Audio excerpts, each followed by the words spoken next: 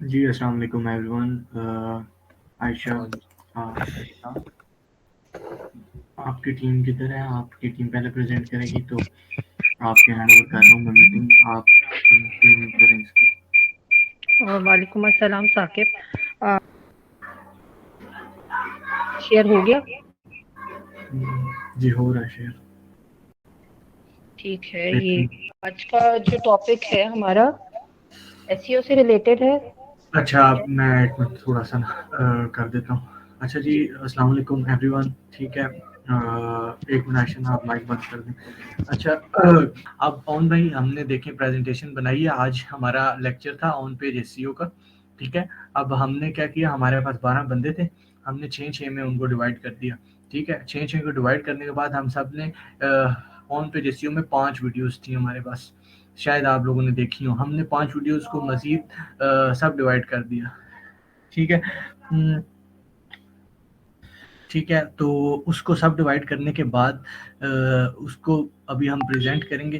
तो hope so आप सबके लिए ना वो बहुत फ्रूटफुल साबित होगा। प्रेजेंटेशन को माशाल्लाह बहुत अच्छी प्रेजेंटेशन के कलर्स बहुत पसंद आए मुझे। Ayesha ji, now you continue. Thank you. जी साकिब। अच्छा, आज का टॉपिक दिया गया था सर्च इंजन ऑप्टिमाइजेशन का। ठीक है, उसमें से भी ऑन पेज एसईओ को डिस्क्राइब करना है। अब जो वीडियोस साकिब आपने दी थी ना, तो उसमें ऑन पेज एसईओ है और साथ ही उसकी टेक्निकल एसईओ भी कवर हो रहा है। ठीक है, और टेक्निकल एसईओ भी बेसिकली ऑन पेज का ही हिस्सा है, क्योंकि वो भी हम अपनी वेबसाइट पे ही करते हैं। अच्छा, खैर मैं स्टार्ट करती हूँ। ठीक है। सर्च इंजन ऑप्टिमाइजेशन बेसिकली एक प्रोसेस होता है जिसके थ्रू हम अपनी वेबसाइट की विजिबिलिटी को सब पे इंक्रीज करते हैं। ठीक है, ताकि लोग ज़्यादा से ज़्यादा उसको विजिबिलिटी इंक्रीज हो और क्लिक्स मिले। ठीक है, तो और बेसिकली जाहिर है वो सब में आएगी रैंकिंग के थ्रू ही। और कुछ प्रोसेस मतलब कुछ प्रोसेस है जिसकी वजह से हम उनको अपनी वेबसाइट को रैंक करवा सकते हैं सर्च इंजन्स में। ठीक है, अब मैं सेकंड स्लाइड पे आती हूँ। अब सर्च इंजन ऑप्टिमाइजेशन नेसेसरी क्यों है, इम्पोर्टेंट क्यों है? बेसिकली हमारा सबसे ज़्यादा जो मकसद है हमारा अपनी वेबसाइट को विजिबल करना है। ठीक है, अब पीछे बैकएंड पे जो इतनी सारी मेहनत हो रही होती है उसका मकसद ही यही है कि हमें अपनी वेबसाइट को विजिबल करना है, सब में लेकर आना है, ताकि ट्रैफिक ज़्यादा हमें मिले और फिर जो हमारा अल्टीमेट गोल है वो हमें अचीव हो जाए। ठीक है, अब करते कैसे हैं वेब सर्च इंजन ऑप्टिमाइजेशन? इसमें कुछ प्रोसेसेस हम फॉलो करते हैं, कुछ प्रैक्टिसेस करते हैं। जैसे कि हम अपना कंटेंट बहुत अच्छा बनाते हैं ताकि हमारे यूजर सेटिस्फाई हों और उसके बाद वो बेस्ट एक्सपीरियंस लेकर जाए हमारी वेबसाइट से। अच्छा, अब ये है कि सर्च इंजन ऑप्टिमाइजेशन से पहले जाहिर है हमें सर्च इंजन को भी थोड़ा समझना होगा। अब यहाँ पे मैं ज्यादातर मिसाल गूगल की दूंगी क्योंकि गूगल के थ्रू के लिए ही हम सीख रहे हैं। बेहतरीन, ये ठीक स्लाइड है, बहुत बेहतरीन है। क्या नाम है? आयशा, जबरदस्त। Thank you. ठीक है। अच्छा, अब इसमें ये है कि सर्च इंजन जो हैं, लाइक जैसे गूगल हो गया, याहू हो गया, बिंग हो गया। ठीक है, ये 3 जॉब्स पहले करते हैं। सबसे पहली जॉब होती है क्रॉलिंग, इंडेक्स सेकंड में है इंडेक्सिंग और थर्ड है उसकी रैंकिंग एल्गोरिथम। ठीक है, अब जो 2 फर्स्ट की जो जॉब्स है क्रॉलिंग और इंडेक्सिंग, वो गूगल अगर कोई यूज़र आता है ना मतलब सर्चिंग के लिए, तो क्रॉलिंग और इंडेक्सिंग ये 2 काम है जो सर्च इंजन पहले से कर चुका होता है। ठीक है, अब क्रॉलिंग में क्या होता है, कुछ वेबसाइट्स के मतलब गूगल के क्रॉलर होते हैं, वो जाके डेटा कलेक्ट करते हैं डिफरेंट वेबसाइट का या जितनी भी वेबसाइट उनके गूगल में पड़ी हुई है उनका। और इंडेक्सिंग क्या होता है कि उस डेटा को वो एक ऑर्गेनाइज्ड वे में अरेंज करके रख देते हैं। अब जब यूजर आता है वो उसको सर्च करता है, अपनी कोई रिक्वायर्ड प्रोडक्ट है, सर्विस है, जो भी उसको चाहिए। ठीक है, तो वो फिर आके सर्च करता है। तो फिर जो गूगल के रैंकिंग एल्गोरिथम होते हैं, तो वो जो है जो सबसे रेलेवेंट चीज़ है, जो यूज़र के लिए सबसे अच्छी चीज़ है, वो लाके उसको देते हैं। इसकी मिसाल हम ऐसे लेंगे कि एक लाइब्रेरी है। अब अगर उसमें बुक्स, न्यू बुक्स आई हैं, ठीक है, अब अगर एक पियोन है तो वो सारी बुक्स को लाके लाइब्रेरी में रख देता है, तो वो क्रॉलर हुआ कि वो डेटा लाके उसने दे दिया गूगल को। अब एक पियन है जो कि उन बुक्स को कैटेगरी वाइज अरेंज करेगा। तो ये काम इंडेक्सिंग करता है। और एक और थर्ड पर्सन है कि जब अगर कोई आता है बुक लेने के लिए, तो वो उसकी नीड के मुताबिक कोई बुक जो है वो उसको ला कर देता है। तो ये रैंकिंग एल्गोरिथम का काम है। ठीक है, नेक्स्ट स्लाइड पे मूव करती हूँ मैं। अच्छा, 2 टाइप की एसईओ है। ऑन पेज एसईओ, ये ऑन पेज एसईओ ऑप्टिमाइजेशन की वो टाइप है जिसमें हम अपनी ही वेबसाइट पर ऑप्टिमाइजेशन कर रहे होते हैं। और ये जो है टेक्निकल एसईओ, वो भी ऑन पेज एसईओ का ही हिस्सा है, क्योंकि वो भी हम अपनी ही वेबसाइट पे कर रहे होते हैं। अच्छा, और दूसरा पार्ट है ऑफ पेज एसईओ, उसमें हम दूसरी वेबसाइट से लिंक बिल्डअप करते और लिंक्स लेते, जिनको बैकलिंक्स कहते हैं। अच्छा, ऑन पेज एसईओ करने के लिए कुछ मेजर टेक्निक्स है जो हम यूज करते हैं। उसमें यूआरएल स्ट्रक्चर है, मेन कीवर्ड का यूज करना है, कीवर्ड की डेंसिटी कितनी होनी चाहिए, मेटा टैग कैसा होना चाहिए, मेटा डिस्क्रिप्शन कैसे ऐड करेंगे, इंटरलिंकिंग कैसे होगी, एक्सटर्नल लिंकिंग कैसे होगी, इमेजेस को कैसे ऐड करना है, मोबाइल रिस्पॉन्सिवनेस है, वेबसाइट स्पीड है। ये पूरी लिस्ट है। ठीक है, एसएसएल इनेबल वेबसाइट करना है हमने, कंटेंट प्रेजेंटेशन कैसी होगी, इन्फोग्राफिक्स ऐड करने हैं, और लास्ट एक जो बहुत इंपॉर्टेंट पार्ट है वो है स्कीमा। अच्छा, अब आई थिंक मिसबा आ गई है, यहाँ से मिसबा कंटिन्यू करेंगी। बेहतरीन, वो ऑन पेज वाली स्लाइड अच्छी थी। Thank you. भाई आप एवरीवन। क्वेश्चन पूछ सकते हैं। जी साकिब, एक बार कवर हो जाए ना, फिर ये करते हैं ना, करते हैं कर लें क्वेश्चन। जी जी जरूर। आसिफ भाई, आप इनकी टीम में आप ऐड ऑन कर सकते हैं। आप इनकी टीम में ऑन पेज में क्या मिस जा रहा है, आप ऐड ऑन कर सकते हैं।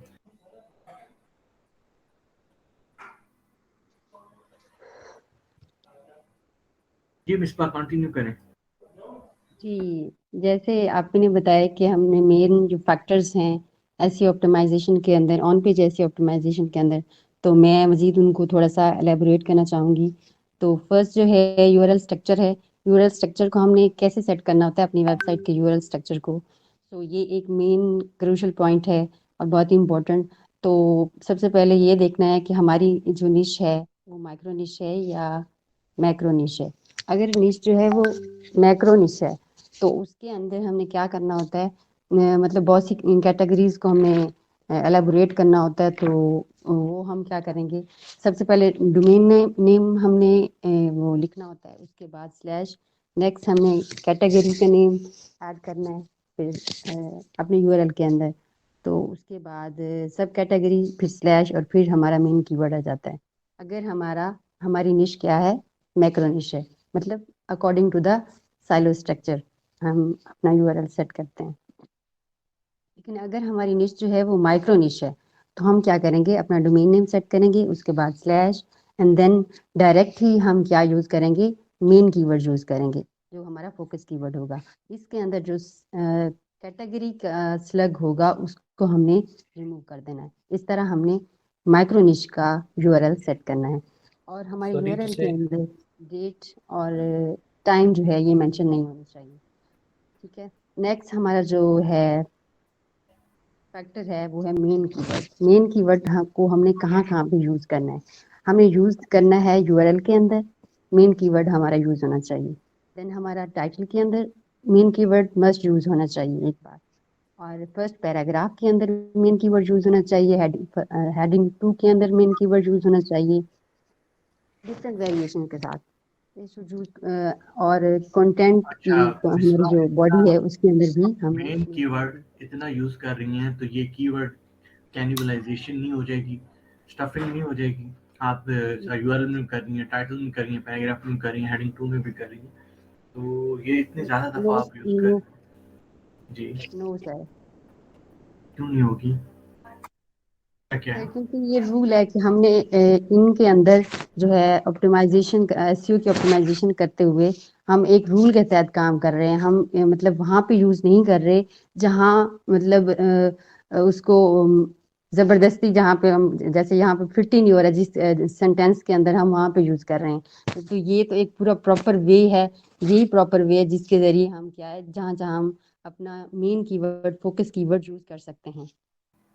अच्छा, मेरा क्वेश्चन यहाँ पे ये है कि अभी आपने पीछे जो बात की है यूआरएल्स की, यूआरएल के अंदर ना, मतलब कि स्पेसिफिक आपने कहा है कि माइक्रो जो वेबसाइट होगी या जो मैक्रो होगी, तो आप किस तरह कहेंगे कि वो माइक्रो है या मैक्रो है? किस तरह आप एलेबोरेट करेंगे और किस टाइम पे उसको कैटेगरी लगाएंगे? हमें आप बताएं भाई, हम किस टाइम पे कैटेगरी लगाएं, कैटेगरी के यूज हम देखिए करें? देखिए हमारा जो हमारी मैक्रो निश है, मतलब ह्यूज निश है, जिसके अंदर हम बहुत ज्यादा कैटेगरीज डिफाइन कर रहे हैं, कि वो तो हमारी मैक्रो निश होगी ना। तो ये बात समझ आ रही है आपको? जी, ये समझ आ रही है, ये तो मुझे ठीक है, लेकिन जहाँ तक मैंने सुना है वो ये है कि मिसाल के तौर पर स्पेसिफिक आपके पास आर्टिकल्स 100 आर्टिकल्स हो जाते हैं आपके पास, मतलब कि जो आप लिखेंगे हम, तो जब आप 100 पोस्ट कर देंगे तो इसके बाद आप कैटेगरी का यूज़ करें। रणवीर नाडा साहब ने पहले भी एक बार बोला था, पहले उसके बाद आप कैटेगरीज का यूज़ करें, बेशक आप पहले कैटेगरीज ना बनाएं। तो इस बारे में क्या कहेंगे आप? देखिए ये तो यूआरएल की सेटिंग की बात हो रही है ना, कि हमने यूआरएल को सेट कैसे करना है।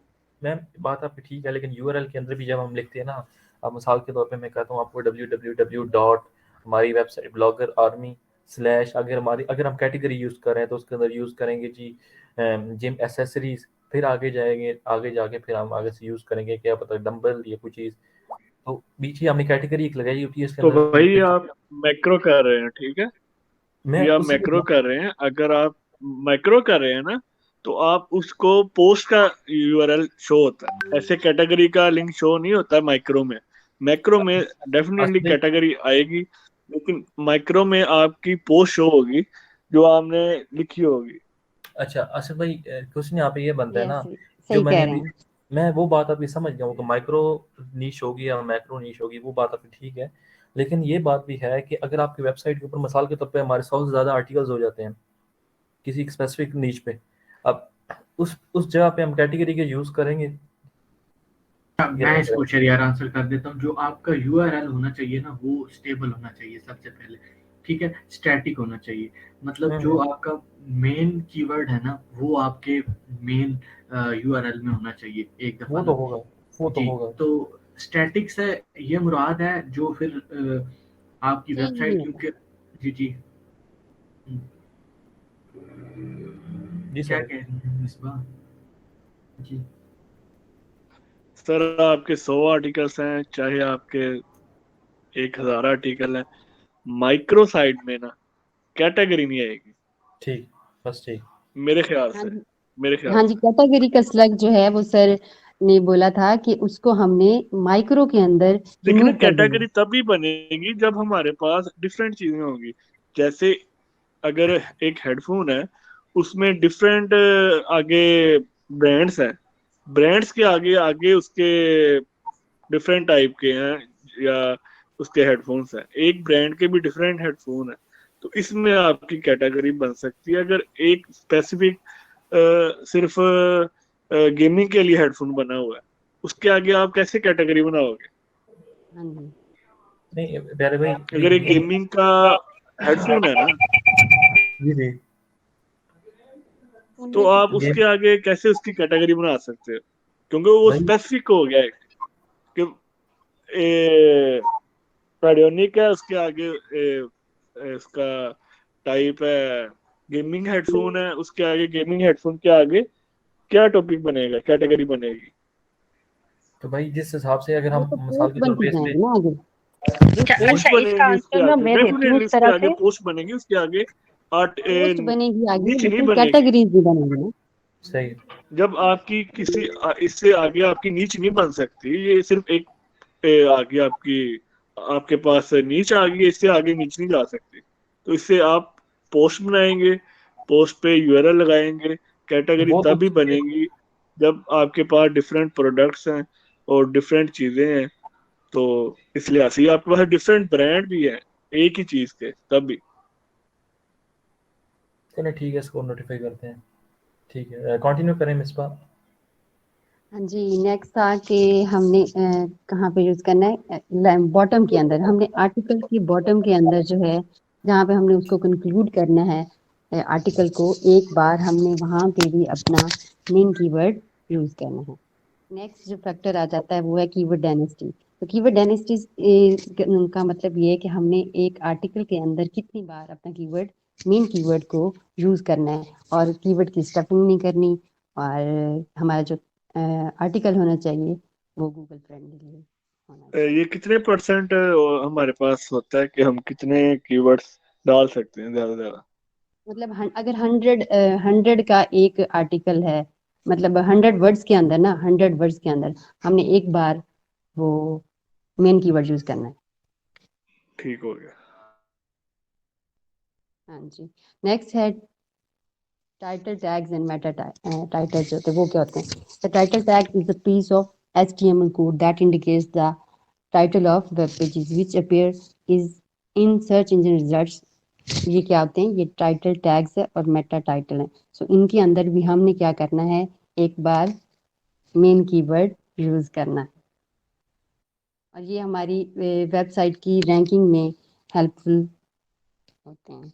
मेटा ये अपेयर नहीं हो रहे होते हमारे इसके अंदर, URL के अंदर जो है इसके अंदर नहीं अपेयर हो रहे होते, पेज के अंदर अपेयर नहीं हो रहे होते। ठीक है।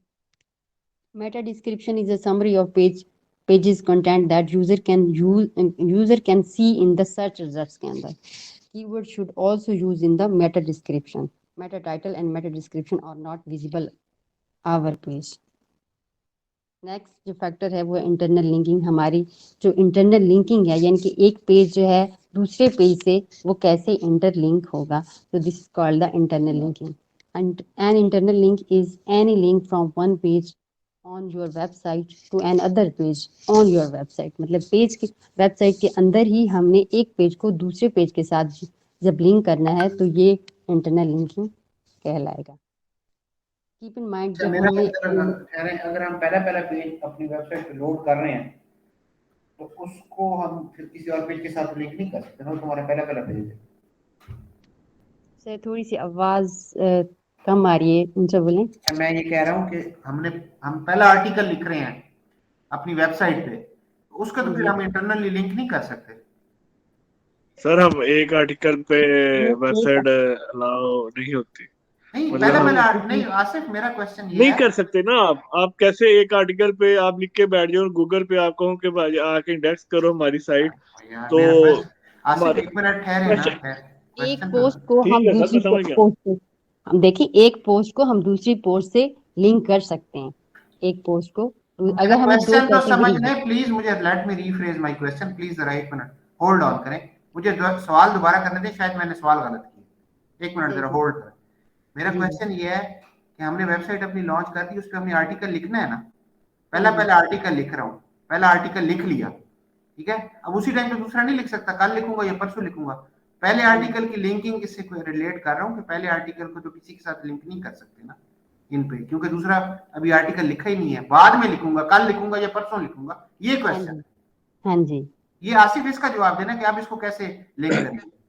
सर कैसे हम, जब हमें मतलब पता है कि हम 5 से 10 आर्टिकल हमारे पास कंप्लीट ना हो तो हम गूगल को इंडेक्स मतलब कि अपनी साइट पे उसे ना लगाएं, बेहतरीन ऑप्शन ये होता है। एक ही दिन में 5 क्योंकि लगा दें, एक ही दिन में। नहीं नहीं नहीं नहीं, ये आप एक एक दिन में लगाएंगे, एक दिन ये लगाया, दूसरे दिन हाँ, तो दूसरा, ये तीसरे आप दिन। इधर रुके ना रुके। एग्रेसिव अप्रोच होती है एक कि गूगल को हमने बताना है कि भाई हम आ गए हैं, हमारे आर्टिकल्स डेली रूटीन पे आ गए हैं।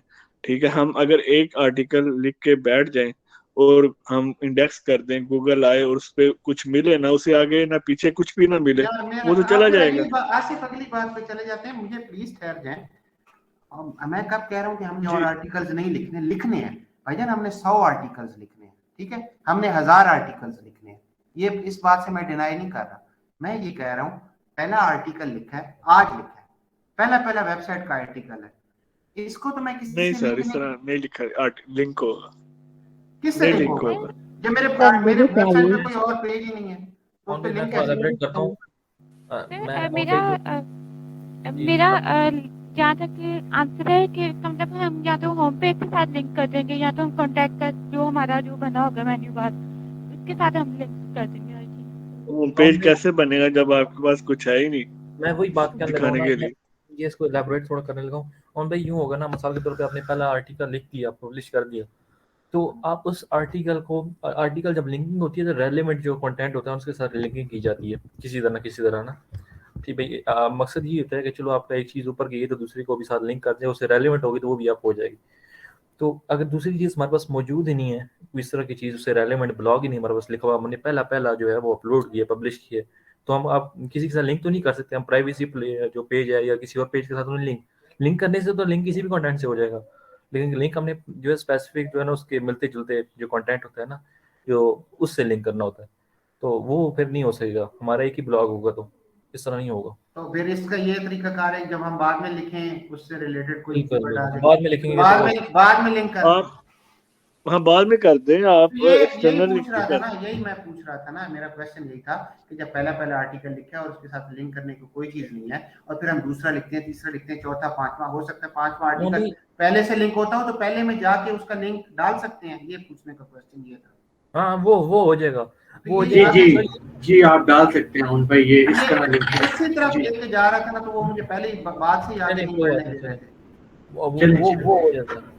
जी बेसिकली हमारा मकसद जो है ना, हमारा ये होता है ना लिंकिंग का, इसमें लिंकिंग का मकसद ये होता है कि मसला के तौर पे आपका एक आर्टिकल जो है ना, उसको आपको पता लग रहा है कि यहाँ पे ट्रैफिक ठीक ठाक आ रही है, ठीक है। मिसाल के तौर पे आप स्पून के अंदर किसी मतलब स्पून पे लिख रहे हैं और उसको आपको पता है कि यार ठीक ठाक आंसर जो है ना पब्लिक आ रही है इस चीज़ पे, इस क्वेश्चन पे, आप उसी से रेलेवेंट कहीं पे बात हो रही है आपकी वेबसाइट के अंदर, तो आप चाहते हैं कि यार उधर भी ट्रैफिक चली जाए, यहाँ से लोगों को ना, यहाँ पे मैं कंपैरिजन कर रहा हूँ तो वहाँ पे मैं कुछ और कर रहा हूँ इसी से रिलेटेड, तो वहाँ पे भी लोग चले जाएं उस हिसाब से, तो आप लिंक कर देते हैं कि चलो आप अंदर ही अभी घूमती रहती है ट्रैफिक और उधर भी है, मैनेज हो जाता है आपका, थोड़ा सा मकसद होता है। सर आगे में भी इंटरनेट लिंकिंग के बारे में शायद बताना हो उन्होंने जी बिस्मिल्लाह आगे जाके। बिस्मिल्लाह। जी वैसे ऑन भाई ये कह रहे हैं ना कि तो उसमें सर तनवीर ने ये भी बताया था कि अगर आप अपनी वेबसाइट लॉन्च कर रहे हैं तो कुछ आपने पहले से आर्टिकल लिख के रखने हैं, ताकि आप जब वो पोस्ट करें तो क्या है कि वेबसाइट जब वो गूगल क्रॉल करे तो वो बैड इम्पैक्ट ना पड़े कि आपकी वेबसाइट पे कुछ है ही नहीं, मतलब बिल्कुल ही थोड़ा सा डाटा पड़ा हुआ है, ठीक है ना। तो आप 2-3 आर्टिकल्स पोस्ट करने हैं ताकि उनको आपस में लिंक किया जा सके। और अच्छा, नेक्स्ट ये था इस कि keep in mind when we are चलिए मैम कंटिन्यू करें, बाद में थोड़ा सा रेलेवेंट है, लेकिन चलिए आप कंटिन्यू करें, फिर बात करते हैं इस पे। mind when we are interlinking two pages, the anchor text that we are using the keyword of the page of that page, उस पेज का कीवर्ड होना चाहिए, वो जो एंकर टेक्स्ट है जहाँ पे हम लिंक लगा रहे हैं। Try to spread interlinks throughout the website. हमने क्या करना है, अपनी वेबसाइट, पूरी वेबसाइट के अंदर कोशिश करनी है कि तमाम लिंक्स जो है ना वो स्प्रेड करने, तमाम हमारी जो वेबसाइट के अंदर लिंक्स जो है वो स्प्रेड कर रहे हैं। मतलब हर पेज जो है वो दूसरे पेज के साथ, या हर पोस्ट जो है, हर आर्टिकल जो है वो दूसरे आर्टिकल के साथ इंटरलिंकिंग हुई हो। कोई भी ऐसा पेज ना हो जो कि ऑर्फन हो, जिसको कहीं से भी लिंक ना मिला हुआ हो या किसी से ने उसको लिंक ना दिया हुआ, वो ऑर्फन पेज होगा और वो हमारी वेबसाइट के अंदर कोई भी रोल प्ले नहीं कर रहा होगा। सो या तो उसको रिमूव कर दें ऑर्फन पेज को, या फिर उसको क्या करें कि उसको लिंक दे के ऑप्टिमाइज करें। For the purpose of next one है, for the purpose we can take help from Google Search Console। हमने अगर ये देखना है कि कौन से पेजेस हमारी वेबसाइट के अंदर बेस्ट परफॉर्म कर रहे हैं और कौन से पेजेस जो हैं वो डेड हैं, तो उसके लिए हम क्या यूज करेंगे, गूगल सर्च कंसोल या फिर गूगल दूसरा एनालिटिक्स। पहले है। जी, if dead pages are no more required then we can remove them। ये देखिए इस तरह हमने क्या करना है, तमाम कैटेगरीज को आपस में लिंक करना है, पोस्ट को भी लिंक करना है। नेक्स्ट वन है outbound linking to the authority website. हमने ये समझना है कि जिसको भी हमने अपनी वेबसाइट के साथ लिंक करना है, वो जो वेबसाइट्स हो वो हाई डी वाली होनी चाहिए, वो लो कंपेटिटर नहीं होनी चाहिए। After placing links either it's is internal link और एक्सटर्नल लिंक। हमने लिंक प्लेस करने के बाद ये चेक करना है कि ये लिंक एक्सटर्नल लिंक है या फिर इंटरनल लिंक है, या कोई हम उस पेज से तो लिंक नहीं, उस पेज को तो लिंक नहीं कर रहे कि वो डेड पेज है या फिर 404 पेजेस हैं। जिनको हम लिंक करवा रहे हैं। Next one, adding images. We should add images, high quality एक इमेजेस हमने अपनी क्वेश्चन था वेबसाइट के अंदर अपने कंटेंट के अंदर ऐड करने हैं। जी, किसी का क्वेश्चन है? मेरा क्वेश्चन है, जी बोले। ये एक्सटर्नल लिंक मतलब कि अगर हमारी साइट मतलब कि हेडफोन पे है, हम किसी भी साइट पे एक्सटर्नल लिंक लगा सकते हैं आईडी, या अपनी नीश से रिलेटेड ही लगाना है? नहीं, अपनी निश से रिलेटेड, अपनी निश से रिलेटेड हो। और ये और डू दूसरी बात फॉलो और नो फॉलो कौन से लिंक होता है? डू फॉलो लिंक्स वो हैं जिनको हमने हमने गूगल को परमिशन दी हुई है कि इनको आपने क्रॉल करना है, ठीक है ना, काउंट करना है डू गूगल फॉलो, लिंक पर। ठीक जबकि नो फॉलो लिंक्स वो लिंक्स हैं जिनको जो क्रॉलिंग में नहीं आएंगे, से काउंट नहीं होंगे। ठीक है। Next one is adding images. तो इसमें हमने क्या करना है, हाई क्वालिटी इमेजेस डालने हैं।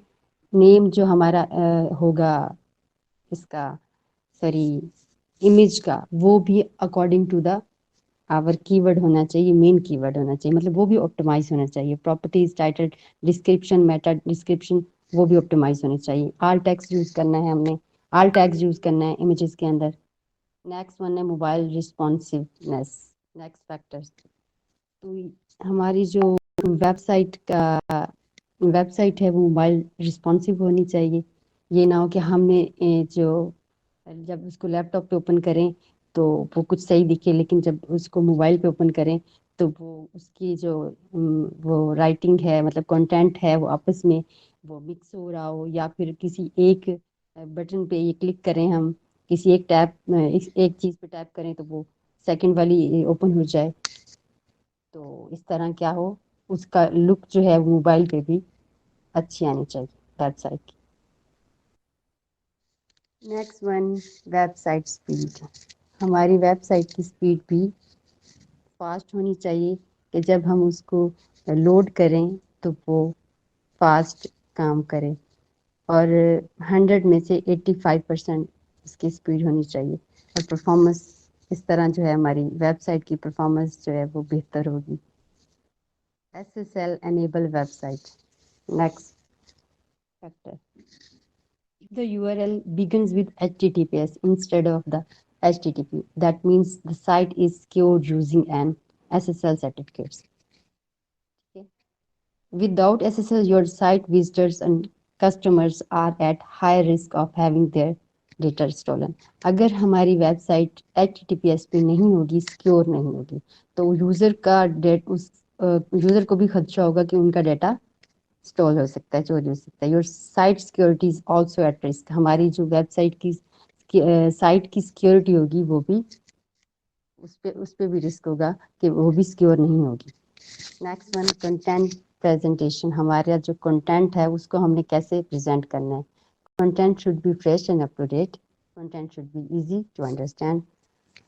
Content should be problem solving होना चाहिए। ऐसा कंटेंट होना चाहिए जो यूजर की प्रॉब्लम को सॉल्व करे। Use proper punctuation and grammar. हमने अपने कंटेंट के अंदर पंक्चुएशन यूज करनी है और ग्रामर की मिस्टेक नहीं होनी चाहिए। कैन यूज सब हेडिंग्स वेयर नेसेसरी। हमने सब हेडिंग्स वहाँ पे यूज करनी है जहाँ पे ज़रूरी हो। हमारे जो कंटेंट की विजुअल हो वो भी अट्रैक्टिव होना चाहिए, अट्रैक्टिव दिखे। Content should be in small paragraphs.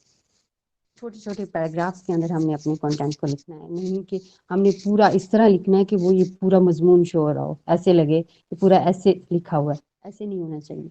Font colour and font का जो कलर है एंड साइज है शुड बी अप्रोप्रिएट, वो भी मुनासिब होना चाहिए। बैकग्राउंड एंड फोरग्राउंड कलर्स जो हैं should not be irritating to the eyes. ऐसे ही भड़कीले कलर भी हमने नहीं इस्तेमाल करने कि कोई ऐसे हमारी वेबसाइट को देखे तो बस नेक्स्ट पेज जो है वो ओपन कर दे। कैन यूज अलार्मिंग और इन्फो बॉक्सेस वेयर नेसेसरी। जहाँ पे हमारे इन्फो बॉक्सेस जो हैं वो ज़रूरी हो हम वो भी यूज़ करें। शुड ऐड रेलिवेंट इमेजेस, और जो इमेजेस हों वो हमारे कंटेंट से रेलिवेंट होने चाहिए। और हमने लिस्ट आर्टिकल्स को लिस्ट की सूरत में मतलब शो करवाना है, जहाँ पे मतलब लिस्ट को यूज करना है।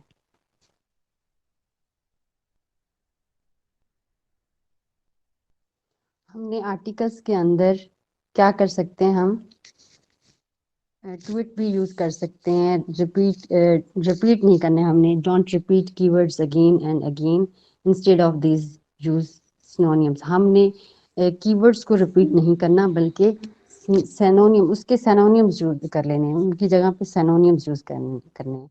सराउंडिंग जो हमारा कंटेंट हो, उसके अंदर रेलिवेंट कीवर्ड्स होने चाहिए।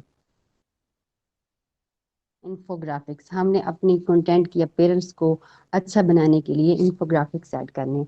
इन्फोग्राफिक्स में इंफॉर्मेशन, इंफॉर्मेशन, ग्राफिक्स में हमने अपनी इंफॉर्मेशन को इसके अंदर ग्राफ्स के अंदर प्रेजेंट करना है, जो कि हमारी कंटेंट को आई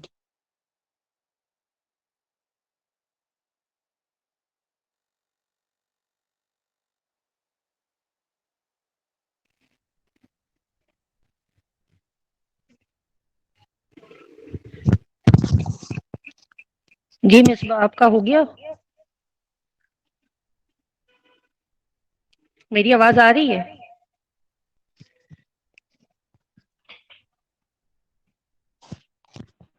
जी जी आ रही है। ठीक है, आई थिंक सो मिसबा के नेट का इशू है, तो बहुत सारे पॉइंट मिसबा मिस कर गई है। खैर वो आप लोग बाद में पूछ लीजिएगा। आगे है एक सबसे मेन इम्पोर्टेंट पॉइंट है स्कीमा। ठीक है, स्कीमा में क्या करते हैं हम? स्कीमा जो है वो सर्च इंजन को इन्फॉर्म करता है कि हमारा कंटेंट जो है वो किस बारे में है।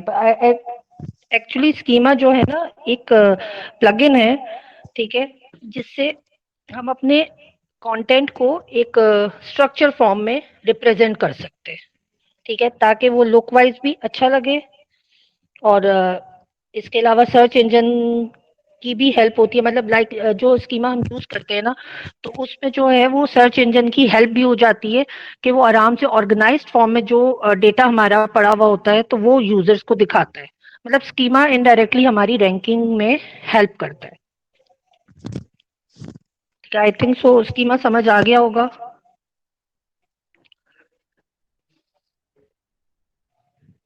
मेरी आवाज आ रही है? जी जी आ रही है। अच्छा, ठीक है। अच्छा, जितना इफेक्टिवली और जितना क्लीन हम स्कीमा को यूज करेंगे, हमारी वेबसाइट उतनी ज्यादा रैंक होगी, ठीक है। अच्छा, और ये भी ध्यान में रखना है कि हमने अपनी स्कीमा पे जो सॉरी वेबसाइट पे जो स्कीमा ऐड करना है वो हमारी वेबसाइट के कंटेंट से रेलेवेंट हो, ठीक है। और ये भी है कि हमने जबरदस्ती स्कीमा नहीं घुसाना कि मतलब बस कहा हुआ है और हमें विजुअली अट्रैक्टिव बनाना है तो हमने बस स्कीमा यूज करना है। जहाँ पे जरूरत महसूस हो रही है वहां पे हम स्कीमा यूज करेंगे और डिफरेंट टाइप के स्कीमा यूज कर सकते हैं। और जाहिर है जब हम स्कीमा को अपनी वेबसाइट पे इंस्टॉल करेंगे तो कुछ ना कुछ टेक्निकल इश्यूज आएंगे, वो जब आएंगे उस टाइम देख लेंगे। अच्छा, अब आगे ये थोड़ा प्रोसीजर है एडिंग स्कीमा कि हम इसको अपनी वेबसाइट पे कैसे इंस्टॉल करेंगे। तो इसके लिए क्या है कि हमने एक प्लगइन यूज करना है जो कि रिकमेंडेड है, schema and structure data for WP and AMP, ठीक है। इसको इंस्टॉल करके एक्टिवेट कर लेना है और जिस आर्टिकल के ऊपर हम स्कीमा ऐड करना चाह रहे हैं उसको खोल के उस पेज के बॉटम में एक बटन होगा कस्टम स्कीमा, उसको क्लिक करेंगे और यहाँ पे हम स्कीमा का कोड पेस्ट कर देंगे। अब स्कीमा का कोड कहाँ से आएगा? उसके लिए जो कोर्स दिया था उसमें उन्होंने बताया था, ये वेबसाइट का लिंक दिया था www.instantschema.com, ठीक है। इसमें मल्टीपल स्कीमा अवेलेबल हैं, तो हम देखेंगे कि हमारा जो रिक्वायर्ड स्कीमा है वहां से हम उसको पिक करेंगे। अच्छा, ये भी है कि जो स्कीमा हम पिक करेंगे हर स्कीमा की उसके लिहाज से डिफरेंट इंफॉर्मेशन हमें पुट करनी पड़ेगी वहां पर, ठीक है। जैसे इंफॉर्मेशन हम पुट करेंगे जनरेट स्कीमा, मतलब स्कीमा का कोड जनरेट हो जाएगा, वहां से हमने कॉपी किया और अपनी वेबसाइट पे आकर आर्टिकल पेज पे हमने पेस्ट करके और अपडेट का बटन क्लिक कर दिया तो वो फिर पब्लिश हो जाएगा। अच्छा, अपडेट करने से पहले हमें ना स्कीमा का कोड चेक करना होगा, ठीक है। वो फिर उसी वेबसाइट पे जहां से हमने स्कीमा का कोड कॉपी किया होगा वहां पर एक बटन है रिच रिजल्ट टेक्स्ट, ठीक है। उसको जब हम क्लिक करेंगे तो वो कोड को टेस्ट करने का भी हमें टैब देगा और यूआरएल को भी टेस्ट करने का टैब देगा। तो हम फिर कोड को भी टेस्ट कर सकते हैं। अगर एक आगे नेक्स्ट पेज पे वन वैलिड आइटम डिटेक्टेड आ गया तो इसका मतलब है कोड में कोई प्रॉब्लम नहीं है, और सेम मेथड यूआरएल के लिए यूज करेंगे। अब स्कीमा के लिए कुछ चीजें हैं जो हमें माइंड में रखनी है कि स्कीमा जो है हर टाइप की वेबसाइट के लिए बेनिफिशियल है तब तक जब तक वो रेलेवेंट है। हमने जबरदस्ती अननेचुरली उसको नहीं उसमें ऐड करना, ठीक है। और ये है कि जो स्कीमा में हम कंटेंट यूज करेंगे ना, जो कंटेंट उसको हम देंगे वो हमारी वेबसाइट पे भी पब्लिकली होना चाहिए। मतलब लाइक जाहिर है जो स्कीमा में ऐड करेंगे तो वो कोड तो हमारी वेबसाइट पे होगा, वो तो यूजर को नहीं दिखाई देगा, लेकिन जो कंटेंट है वो हमारी वेबसाइट पे पब्लिकली होना चाहिए, ठीक है। और एक और पॉइंट है इसमें, जो एफिलिएट वेबसाइट्स हैं उसके लिए हम प्रोडक्ट स्कीमा नहीं यूज कर सकते, क्योंकि प्रोडक्ट स्कीमा की जो एक डिमांड है कि उसमें प्राइस को हमें मेंशन करना पड़ता है, ठीक है। लेकिन जो एफिलिएट वेबसाइट, खासकर जो अमेजोन एफिलिएट वेबसाइट है, वो इस चीज को मना करती है, मतलब प्राइस को शो करना अलाउ नहीं होता। तो फिर प्रोडक्ट स्कीमा हम एफिलिएट वेबसाइट के लिए यूज नहीं कर सकते।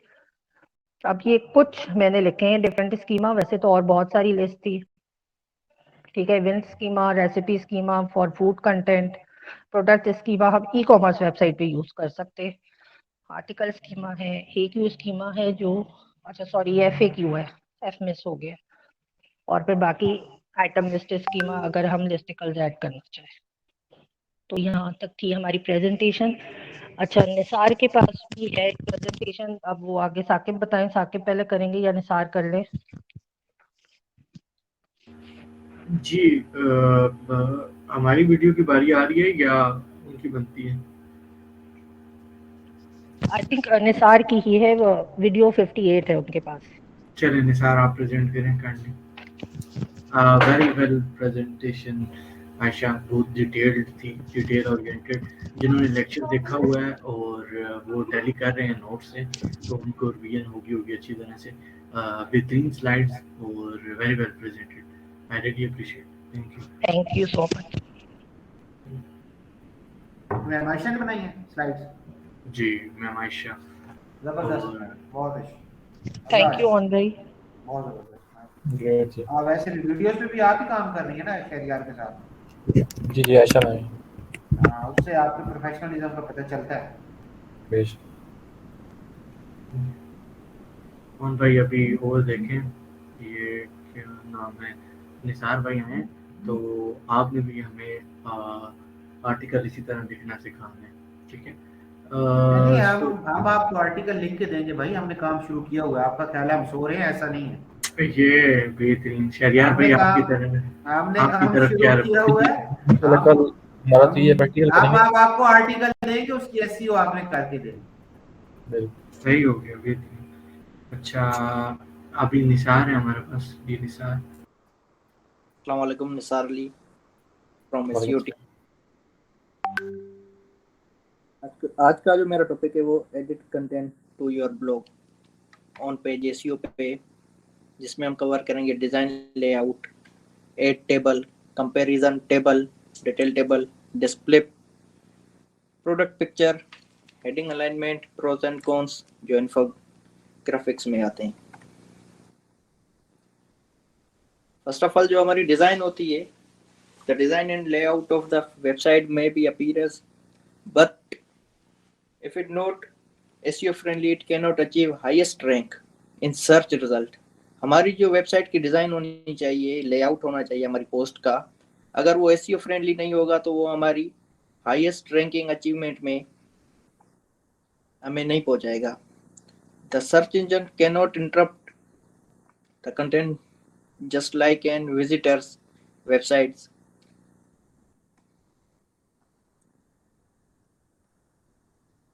एंड नेक्स्ट में जो हमारे टेबल्स होते हैं, here we will add table for multiple purpose in our blog, like product comparison and products pros and cons.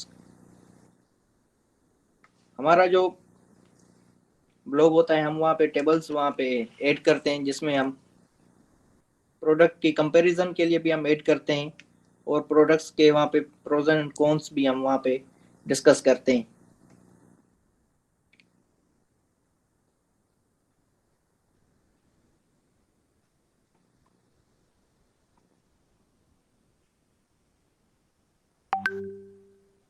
और उसके साथ साथ adding image in our post, ये भी वेरी इंपॉर्टेंट फीचर होता है हमारी पोस्ट में, जिसमें प्रोडक्ट की हम इमेज डालते हैं और उसके साथ ही बाय बटन या चेक प्राइस का वहाँ पे बटन भी लगा होता है।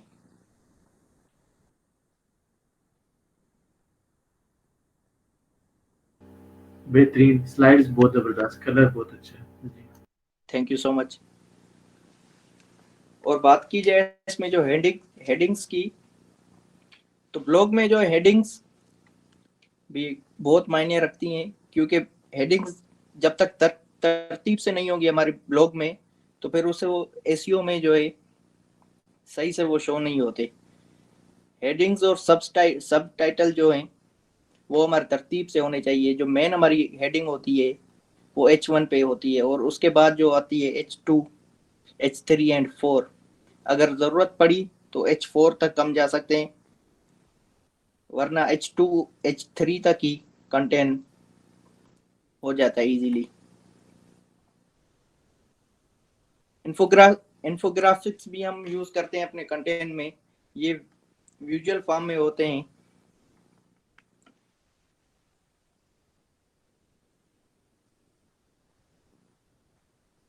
Thank you so much. यही थी बस थोड़ी बहुत स्लाइड मेरी। अच्छा आसिफ भाई, इसमें थोड़ी सी कन्फ्यूजन है, थोड़ी सी क्लियर कीजिएगा। ये जो सब टाइटल 3 और 4 से मैं अगर पीछे आप खोल सकें तो वो वाला सब टाइटल वाला जिसमें हेडिंग वाली बात की आपने, वो आप हमें किस तरह डिफरेंशिएट करेंगे, हम किस जगह पे वो लगाएं और किस जगह पे दूसरा लगाएं, सब टाइटल 2 किधर लगाएं और 3 किधर लगाएं? सब टाइटल जो मेन होता है वो तो आपका आता है ऊपर, मेन जो आपकी हेडिंग होती है उसमें आता है। नहीं, मिसाल के तौर पे आप सब टाइटल तो आपने बता दिए, ये तो हम वर्डप्रेस में करते हैं तो उधर भी आ जाता है, लेकिन जी आप जी। क्या कहते हैं कि सब टाइटल हम किस जगह पे लगाएं? कंपैरिजन जब कर रहे हो दो चीज़ों को उस टाइम पे लगाएं, या किस जगह पे लगाएं? सब टाइटल 2 की या 3 की मैं बात करूँ, दोनों में से कोई एक बता दें अगर। देखे ना, 2 और 3 वो जो आते हैं आपके सब टाइटल वहां पे आते हैं, नीचे ही आपके जो पैराग्राफ बनते हैं, अगर उन पे ही आप मिसाल के तौर पे आपने मेन टाइटल लगा दिया किसी डॉग की निश पे, उसकी केयर पे आप जो लगाएंगे वो लगाएंगे सब टाइटल 1, और उसके लिए जो प्रोडक्ट्स आएंगे वो उसी के ही अंदर आ रहे हैं ना, वो आप वहां पे जो डिफाइन करेंगे तो फिर वो आपके सब टाइटल 2 में आएंगे। सही। ऐसा नहीं होता कि आप जो है फर्स्ट में सब टाइटल 1 आप लगा देंगे नहीं, और उसका तो नहीं होता, मैं स्पेसिफिक ये पूछ रहा था कि सब टाइटल 2 के अंदर क्या चीज़ लगाई जा सकती है। बिल्कुल वो कैची सा बन जाता है ना, आप देखें, और इसी हवाले से ये होते हैं सब टाइटल। हियरार्ची, अगर आपने शायद 9th 10th में पढ़ा होगा हियरार्ची वर्ड, आप नेट पे देखेंगे वो एक डायग्राम सी होती है। ये हेडिंग्स इसी तरह समझ आनी है कि डायग्राम्स आपको देखेंगे ना तो आपको समझ आ जाएगी। H1 आपकी मेन हेडिंग ही रहनी है, उसके बाद H2 में आप कोई भी कीवर्ड डाल सकते हो। फोकस कीवर्ड होता है, या आप कीवर्ड ये नहीं होता कि आपका मेन कीवर्ड ही होता है, आप उसके आगे पीछे करके कीवर्ड बना के रेलेवेंट कीवर्ड उसको लॉन्ग टेल H2 में कीवर्ड डाल बना सकते देते हो। हैं, ठीक है, आसिफ उसको जरा लॉन्ग टेल कर देते हैं। लॉन्ग हाँ जी, लॉन्ग टेल कर दें। मेन मतलब कीवर्ड को ही आप लॉन्ग टेल कर देते हैं। बिल्कुल। आपने हर चीज को हेडिंग नहीं बनाना, ना आपने किसी भी चीज को ओ, किसी भी हेडिंग में लेके आना। ठीक है, लाइक आपका एक बोल्ड टेक्स्ट है, आपने उसको H3 में H4 में नहीं लेके आना। ठीक है, आपने इस पे काम करना है और इसको आपने बड़ी अच्छी तरह समझना है, ये हेडिंग्स का काम किस तरह होता है। ठीक है, नहीं क्योंकि ये सिर्फ दिखने में लग रहा है कि इजी है, जब आप इस चीज़ों को समझोगे और इस पे वर्क करना स्टार्ट करोगे तब ये थोड़ा सा आपको मुश्किल नहीं, होगा। बिल्कुल आपकी बात ठीक है, मैं इस चीज़ को समझता हूँ। इस चीज़ को मैं सिर्फ वो बाई में स्लाइड में ही तो मैंने कहा चलो थोड़ा सा करें ये, क्योंकि हम देखते हैं ना, मिसाल के तौर पर अभी ओवन भाई ने बात की कि एक तो स्पेसिफिक होता है, एक लॉन्ग टेल कीवर्ड या उससे रेलेवेंट जो होता है वो हम उसमें दे देते हैं, क्या नाम है, अपना सब टाइटल के अंदर। मैं बस ये खाली इनको मैं चलो थोड़ा सा बाकी ग्रुप में भी चीज़ें वो कवर हो जाएगी कि हम कंपैरिजन से भी आते हैं। अक्सर कंपैरिजन या कंक्लूजन जो होता है एक वो क्वेश्चन चल रहा है, बिलफर्ज के H3 चल रहा है, H3 की हेडिंग चल रही है, हाँ क्या जी, हम उसके अंदर H4 की हेडिंग लगा सकते हैं? उसके अंदर तो नहीं मेरे भाई, उसके अंदर यूं होगा ना भाई, उसके H3 बाहर ही लगेगी। बाहर लगेगी ना, उसके अंदर नहीं लगेगी। H3 H3 खत्म होगा, उसके बाद ही H4 स्टार्ट होगा। हाँ, मेरा उनसे क्वेश्चन ये था कि मिसाल के तौर पे कंक्लूजन आता है, मैं जो मसला स्लाइड पेश कर रहे थे, मेरा उनसे खास ये क्वेश्चन था कि जो कंक्लूजन है, कंक्लूजन आप मुझे क्या सजेस्ट करेंगे कि मैं सब टाइटल 2 लगाऊं या 3 लगाऊं? तो वो वैसे थोड़ी सी डिस्कशन थी, वो अभी बाद में समझ गया बिल्कुल कि स्पेसिफिक हेडिंग जो होती है उसकी स्पेसिफिक जो एक जगह होती है और हायरार्की की बात की वो बिल्कुल फॉलो होती है, और इसी में आए तो और भी ज़्यादा हो जाएगी। ठीक है। सही है जी, थैंक यू। अच्छा आप पेश किया आपने। साकिब भाई यहाँ तक थी नहीं स्लाइड? नहीं, इसके बाद बारी है मुकद्दस की। जी मुकद्दस, आप अपनी स्लाइड प्रेजेंट करें। और मुकद्दस जस्ट लेफ्ट द मीटिंग, इसकी बारी है तो मुकद्दस अभी स्लाइड प्रेजेंट करेंगी। मुकद्दस और ये अरीबा की, सॉरी अरीबा और सदफ की बारी है। जी अरीबा पहले आप करें, देन मुकद्दस करेंगे। एंड वेरी गुड, क्या नाम है, निसार भाई। ये हमारे, आप सबको मैं बताना चाहता हूँ कि ये एक दफ़ा हमारे ये प्रेजेंटेशन ऑन पेज और टेक्निकल पेज में काफ़ी हद तक शामिल है। और ऑफ पेज जैसी हमारी प्रेजेंटेशन ये कंप्लीट हो जाए, ये एक दो लेक्चर्स हमारे इसी तरह जाएंगे, कंटेंट के भी और दूसरा शहरियार भाई के वर्डप्रेस के भी। तो फिर हम जब प्रैक्टिकल काम में आएंगे तो फिर हम सेशंस जो करेंगे वो इसी बारे में करेंगे, उन्हीं बंदों के साथ करेंगे जो हमारे टीम में होंगे। तो सिर्फ उनसे हम काम डिस्कस करेंगे कि ये हमारा सही बात। आर्टिकल है, इसकी एसईओ कर दो, ये हमारा आर्टिकल है, ये इस पे हमें आर्टिकल लिख दो, या मतलब ये जो हमारा। प्रॉपर काम होगा ना, मतलब कि आप स्पेसिफिक टीम होगी उसको खाएंगे कि यार ये हमारा इशू है, ये इसको आपने रिजॉल्व कर रहे हैं, तो वो टीम अच्छा ऑन बैठेगी भाई, उसको। बाकी ऑन भाई शहरियार भाई, आप ये मेरी टीम देख लें एसईओ, आप प्रेजेंटेशंस देख लें इनकी, आपको कैसा साकिब लग भाई रहा है अभी। यूँ है ना जी कि चले, आप तो प्रेजेंटेशंस आपने बनाई है, लेकिन हमारा जो ज़्यादातर काम है वो प्रैक्टिकल। अभी मेरा जो इरादा है वर्डप्रेस का, ग्रुप खैर जी खुला जी। से बात कर रहे हैं, तो मैंने कहा था चलो प्रैक्टिकल थोड़ा सा करके कराऊँ, प्रैक्टिकल करूँ, लेकिन जी अभी जी। अब प्रेजेंटेशन का बोल रहे हैं तो देखेंगे ग्रुप मेंबर एक आध बंदा अब प्रेजेंटेशन। शरियार भाई, एक्चुअली क्या है ना, लोग बिगनर्स हैं बहुत, तो पहले थोरेटिकल नॉलेज होगा तो तभी प्रैक्टिकल की तरफ जाएंगे। तो मेरा थोरेटिकल के वैसे लिए। थोड़ा सा जी जी। ख्याल ये है कि ऑन पेज के बाद ना स्टॉप कर लो थोड़ा सा, हम्म, फिर आप चलो प्रैक्टिकल की तरफ। ठीक आपके है। पास ऑन पेज तक काफी कुछ है जहाँ पर आपने दोबारा आना है, आप दोबारा लेक्चर्स पे आएंगे, दोबारा हर चीज को डिस्कस करेंगे। ऑन पेज के बाद आप शॉर्ट से कीवर्ड सर्च, प्रैक्टिकल जब काम करेंगे तो काफी मसला आएगा, काफी बंदों को सवाल जी निकलेंगे। तो मेरा बिल्कुल ख्याल है ठीक है ऑन पेज आसिफ तक भाई। ठीक है। बात ये है ना कि आप मैं कहना ये चाहता हूँ, अभी हम ऑन पेज भी अभी प्रेजेंट कर रहे हैं, तो मैं नहीं समझता कि अभी ऑन पेज का प्रैक्टिकल कोई बंदा भी ना इतनी परफेक्ट तरीके से कर सकेगा।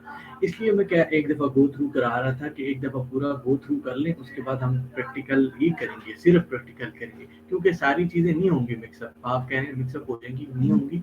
कि एक दफ़ा गो थ्रू का मतलब ये होगा कि शुरू से एंड तक हमें पता होगा, हाँ इस स्टेज पे आगे ये होता था, यहाँ हमें बड़ा मुश्किल आती थी। तो थोरेटिकल हमें पता होगा, प्रैक्टिकल फिर हम उस चीज़ को थोड़ा सा ना कंज्यूम सारे कर जो है ना लेंगे। एक बार सब चीज़ों को हर बंदा जो कवर कर लेगा ना स्पेसिफिक जी टॉपिक, आप बिल्कुल। जी। तो फिर हम बेसिकली उसी पे आएंगे। हम चलते हैं अरीबा की तरफ। Ariba, nice colouring. जी कंटिन्यू करें आप, क्या अस्सलाम बताना वालेकुम। चाहेंगे। वालेकुम अस्सलाम। मेरी स्क्रीन क्लियर है? स्क्रीन क्लियर है आपकी, बोलें। अच्छा, तो वेलकम एवरीबॉडी। अच्छा, मेरा टॉपिक है optimise your blog by Rank Math plugin step by step guide. इसमें जो मैं पॉइंट्स डिस्कस करूंगी वो मैं आपको स्क्रीनशॉट्स के जरिए समझाऊंगी, स्टेप बाय स्टेप, के जो रैंक मैथ प्लगइन है उसके जो हम जब ब्लॉग की ऑप्टिमाइजेशन करते हैं तो रैंक मैथ प्लगइन की क्या-क्या सेटिंग्स हमें तब करनी पड़ती हैं कि हमने अपने ब्लॉग को किस तरह रैंक मैथ प्लगइन के बराबर ऑप्टिमाइज करना है। अच्छा, सबसे पहले आपने पोस्ट क्रिएट करनी है, कोई भी न्यू पोस्ट क्रिएट करें। फिर आपको ये राइट साइड पर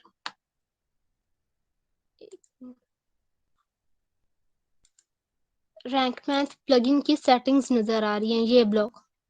सबसे पहले ये इसकी रैंक मैथ्स एसईओ स्कोर है, मतलब वो आपके आर्टिकल को असेस करता है कि आप के आर्टिकल की एसईओ कितनी अच्छी हुई हुई है और वो उसके मुताबिक आपको स्कोर देता है। और नीचे यहाँ पे एडिट स्निपेट ये ऑप्शन है जिसमें मेटा टाइटल या मेटा डिस्क्रिप्शन ऐड करते हैं। ये मैं आगे आपको स्क्रीनशॉट शो भी करवा दूंगी।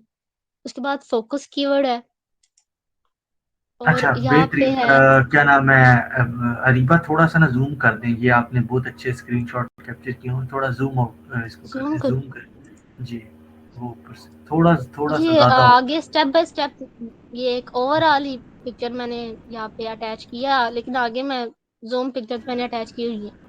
अच्छा चलिए, थोड़ा सा जूम, ज्यादा जूम आउट हो गया, जूम हो गया जी। अच्छा, यहाँ पे this post is a pillar content, ये एक सेटिंग है। फिर अगर हम आगे बात करें तो ये this post is a pillar content के नीचे आपको ये सेटिंग्स मिलती है जिसमें basic SEO, additional, title readability और कंटेंट रीडेबिलिटी आती है। अच्छा, इस पोस्ट में सबसे पहले हमने देखा है फोकस कीवर्ड।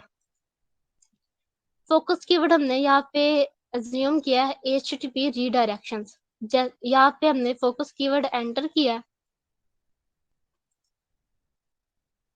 और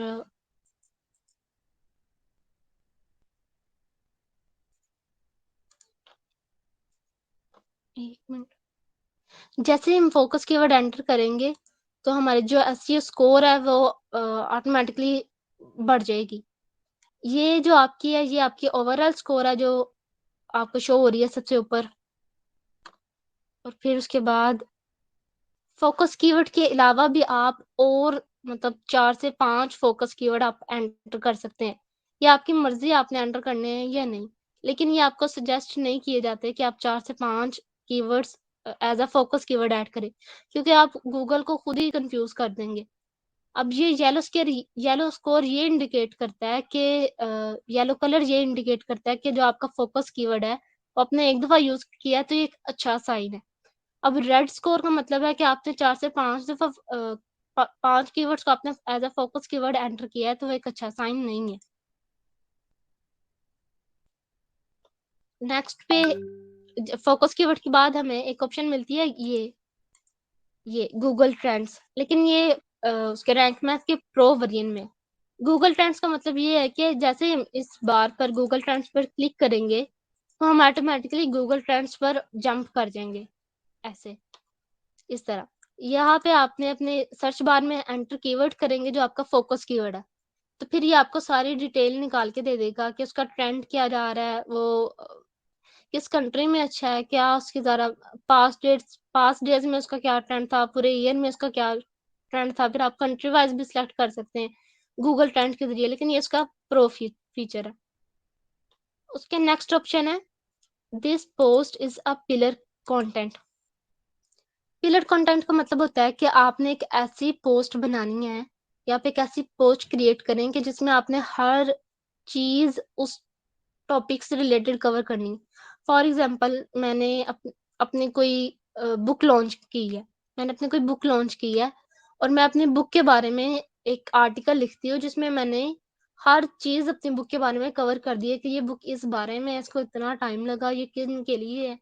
तो जब मैं वो आर्टिकल लिख लूंगी तो यहाँ पे मैं इस बॉक्स को चेक कर दूंगी एज अ पिलर कंटेंट, यानी उस बुक के बारे में मुझे मुझे दोबारा कभी फ्यूचर में आर्टिकल नहीं लिखना पड़ेगा या उसको अपडेट नहीं करना पड़ेगा, क्योंकि वो मैंने इस तरह आर्टिकल लिखा है कि उसमें मैंने हर चीज अपनी बुक के बारे में कवर की है।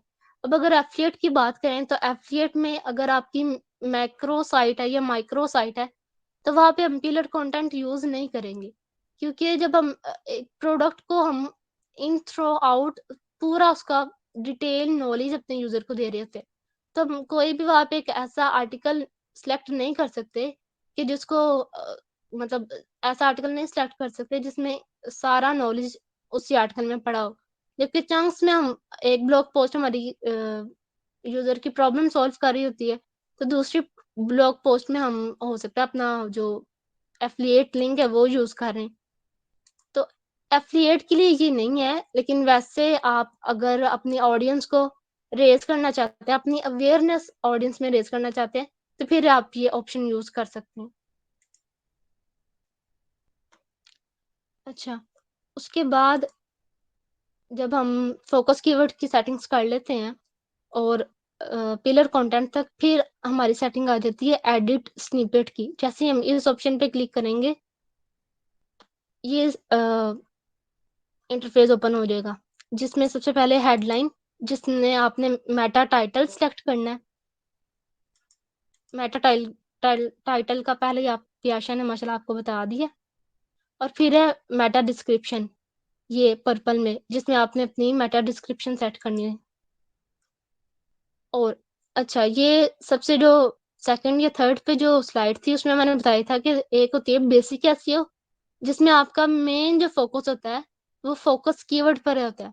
रैंक मैथ आपको बताता है कि आपने फोकस कीवर्ड टाइटल में यूज करना है, फिर आपने मेटा डिस्क्रिप्शन में यूज करना है, यूआरएल में यूज करना है, और in the appears in the first 10% of content, यानी आपके पहले 2 पैराग्राफ्स में आपका फोकस कीवर्ड यूज होना चाहिए।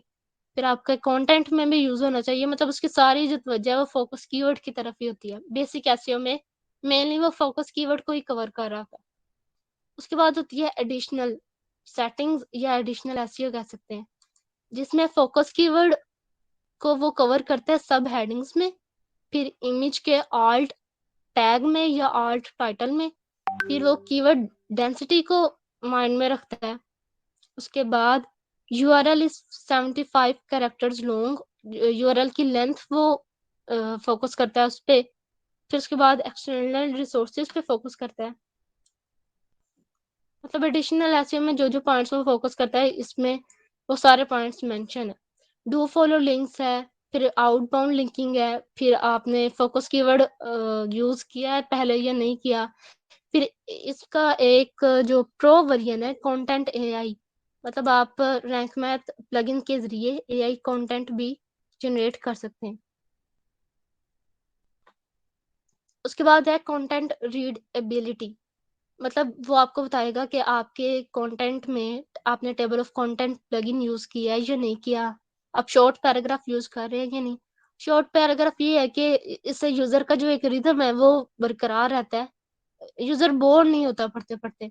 और आपने कंटेंट में इमेजेस यूज की हैं, वीडियोस यूज की है या नहीं की। उसके बाद वेल आता है, ऑन भाई, मैं एक्सपेक्ट कर रहा हूँ आप क्वेश्चन कुछ करें मुश्किल सा, कुछ मुश्किल क्वेश्चन चाहिए हमें आपकी तरफ से, ठीक है? तो साकिब रोक इतनी करेगा, बेहतरीन वो रोक पढ़ा ने रही कहा हैं। हुआ है वो मैसेज करेगा रोक।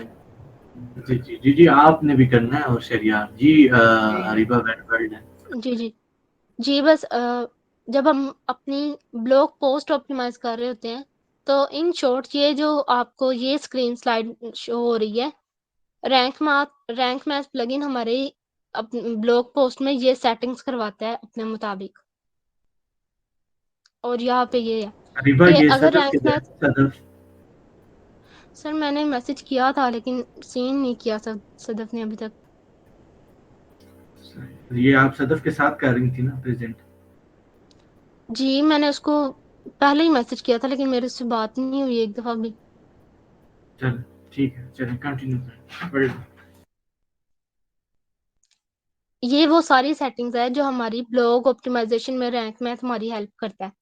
और इसमें सर ने एक बात मेंशन की थी कि जरूरी नहीं कि आपने रैंक मैथ की जो स्कोर है वो 100% ही कंप्लीट करनी है। ये जो मैं आपको क्राइटेरिया शो करवा रही हूँ 50 to 99%, ये पास्ड है, मतलब एक बहुत ही अच्छी स्कोर है।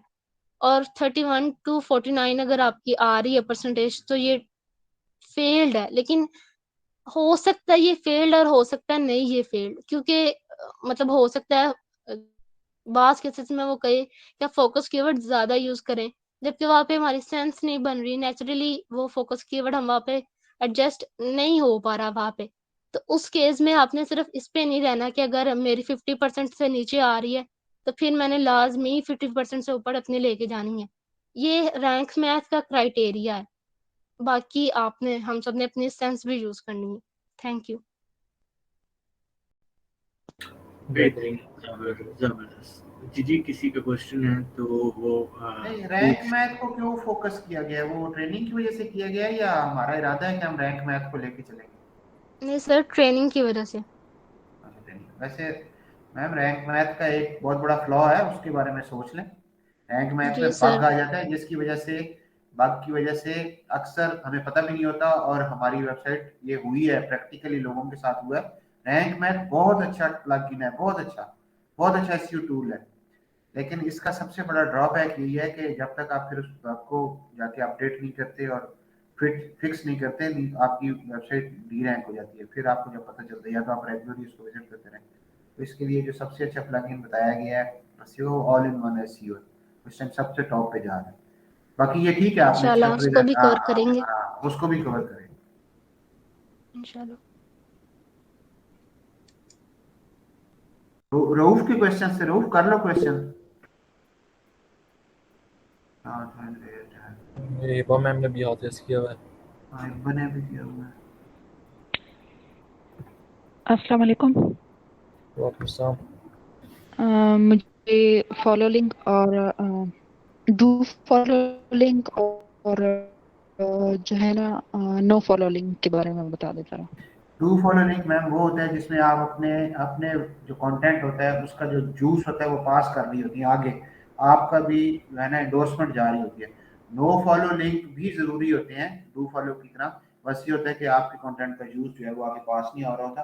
आप एंडोर्समेंट तो दे रहे होते हैं, गूगल को कह रहे होते हैं कि मैं इसको एंडोर्स कर रहा हूँ, लेकिन मैं अपना लिंक जो मेरा जो है ना उसको मैं नहीं आगे उसका जूस नहीं पास कर रहा। ये बेसिक डिफरेंस है सबसे बड़ा।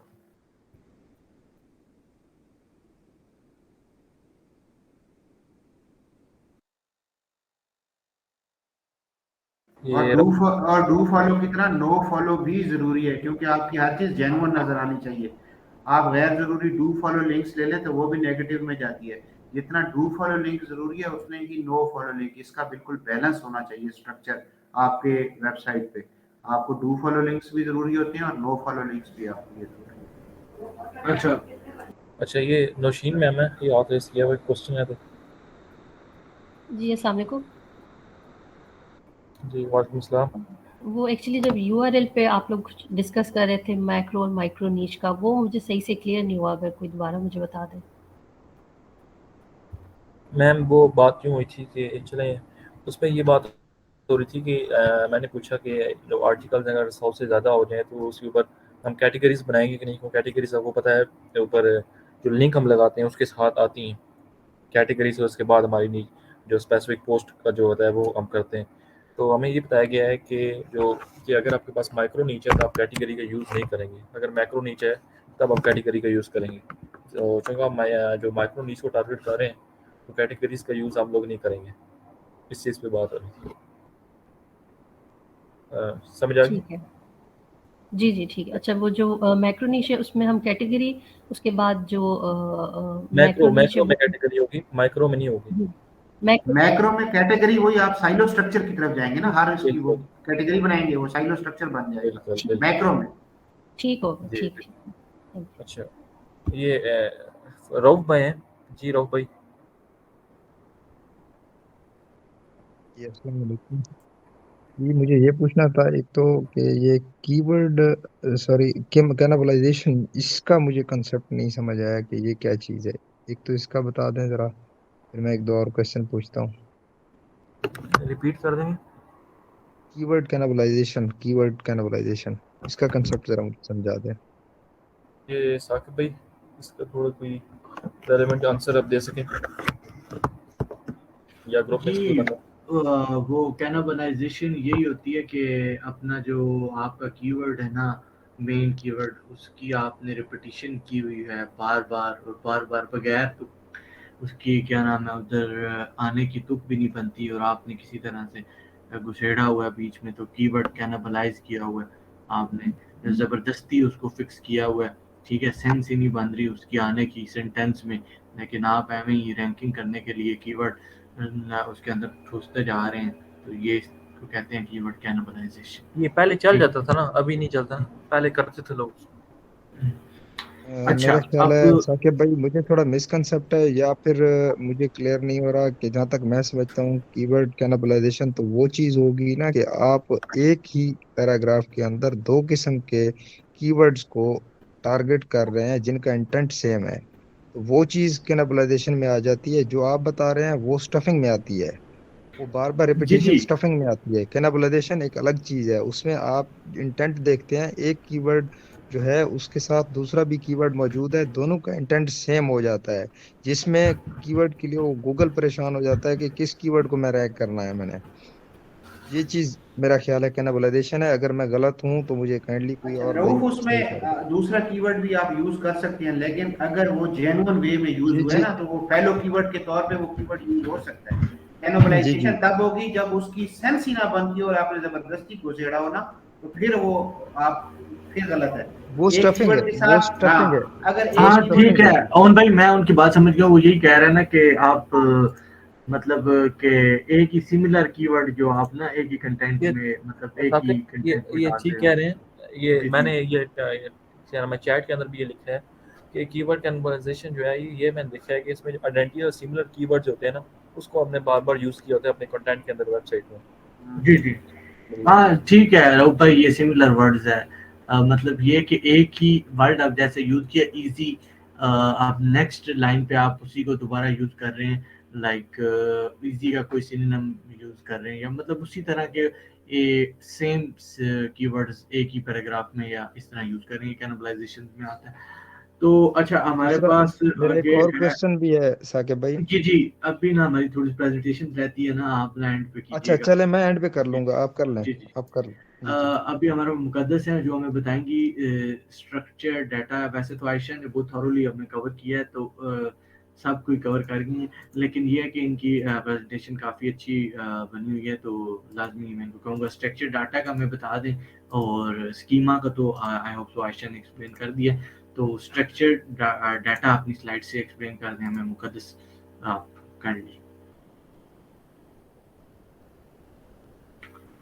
हेलो, अस्सलाम वालेकुम। हाँ जी, वालेकुम सलाम। लैपटॉप तो मैंने बंद कर दिया। वैसे बता देती हूँ स्ट्रक्चर डाटा है क्या। एक मिनट, मैंने स्लाइड्स खोली हुई हैं, तो मुझे आपने भेजी थी मे बी। साकिब आप शेयर कर दें ये साथ। जी जी, मैं वही करने लगा हूँ। ये बताइएगा जब आपको ना स्क्रीन नजर आ रही होगी। ओपन हो गई है जी। अच्छा जी, स्ट्रक्चर डाटा के बारे में ये मुकद्दस नज़ीर की स्लाइड्स हैं, तो ये हमें बताएंगी। स्ट्रक्चर डाटा एक टर्म है कोई, तो क्या होती है, उन्होंने काफ़ी अच्छी स्लाइड बनाई है। I like the background. जी काइंडली कंटिन्यू करें। स्ट्रक्चर डाटा जो होता है ना, ये फिक्स फॉर्मेट होता है जो हमें इंफॉर्मेशन देता है कि हमारी वेबसाइट के पेज पे और उस पेज के अंदर जो कंटेंट लिखा है वो क्या लिखा है। इसको हम लोग कहते हैं स्ट्रक्चर डाटा। ये मतलब एक तरतीब से चलता है। जैसे हम लोग अगर जो सबसे पहले टाइटल लिखते हैं, फिर डिस्क्रिप्शन लिखते हैं, फिर फर्दर हम लोग प्रोज एंड कॉन्स पे जाते हैं, रेटिंग रिव्यूज, ये बिल्कुल तरतीब से चलता है। और स्कीमा जो है वो स्ट्रक्चर डाटा का एक हिस्सा है, एक पार्ट है। स्ट्रक्चर डाटा जब इंक्रीज होता है ना, जब स्कीमा इंक्रीज होता है तो CTR इंक्रीज हो जाता है, रैंकिंग फैक्टर इंक्रीज हो जाता है, रिसर्च विजिबिलिटी इंक्रीज हो जाती है, इंडेक्सिंग फास्टर हो जाती है, जिसका पॉजिटिव इम्पैक्ट पड़ता है। ये है बस स्ट्रक्चर डाटा। अच्छा, ये इन्होंने एक ना वो तस्वीर भी बनाई हुई है साथ स्ट्रक्चर की। अनस्ट्रक्चर चेक करें, वो आगे पीछे है, और स्ट्रक्चर जो है वो प्रॉपरली अरेंज्ड है। तो ये स्कीमा के बारे में कुछ बताया हुआ है, 3 तरह का होता है, RDF, JSON और माइक्रो डाटा। ये RDFA क्या होता है? ये बेसिकली ना स्कीमा लिखने की 3 टाइप्स है। RDF जो होता है ना, इसमें HTML टैग्स होते हैं। स्कीमा बेसिकली HTML टैग्स को बोलते हैं। RDF पे जो है ना वो HTML टैग्स एक्सटेंशंस होती हैं। इसका मतलब होता है कि एग्जिस्टिंग HTML टैग्स में ना एडिशन एट्रीब्यूट्स को लिंक करते हैं। और ये और माइक्रो डाटा में ये हो जाता है कि इसमें ओपन कम्युनिटी आ जाती है। जैसे I am Muqaddas, I am from Faisalabad. जैसे ये ना सिर्फ एक माइक्रो मतलब पाकिस्तान में रहते हुए मैं सिर्फ एक स्पेसिफिक सिटी को टारगेट कर रही हूँ। ये बेसिकली माइक्रो डाटा में आ जाती हैं ऐसी बातें। उसके बाद है जेसन एलडी, इसका मतलब है JavaScript object notation for linking data. इसके नाम से ही जाहिर है कि जावा स्क्रिप्ट इसमें यूज हो रही है। और सर अच्छा ने इसी को ही रिकमेंड किया था कि अच्छा, ये ये जो कंप्यूटर लैंग्वेज और आप ये इसको यूज तस्वीर कीजिए। बनी हुई है, ये क्या है? मुझे समझ नहीं आ रही। ये ये स्कीमा की ये स्कीमा की एग्जांपल है। अगर आप नॉर्मल कोई चीज़ गूगल पे सर्च करो ना, तो सबसे हाँ पहले वेबसाइट आ जाती है। वेबसाइट का नेम और डिस्क्रिप्शन सिर्फ शो होती है। अगर आप इस पिक्चर में देखें ना, ये इवेंट ब्लॉगिंग के रिलेटेड ली हुई है।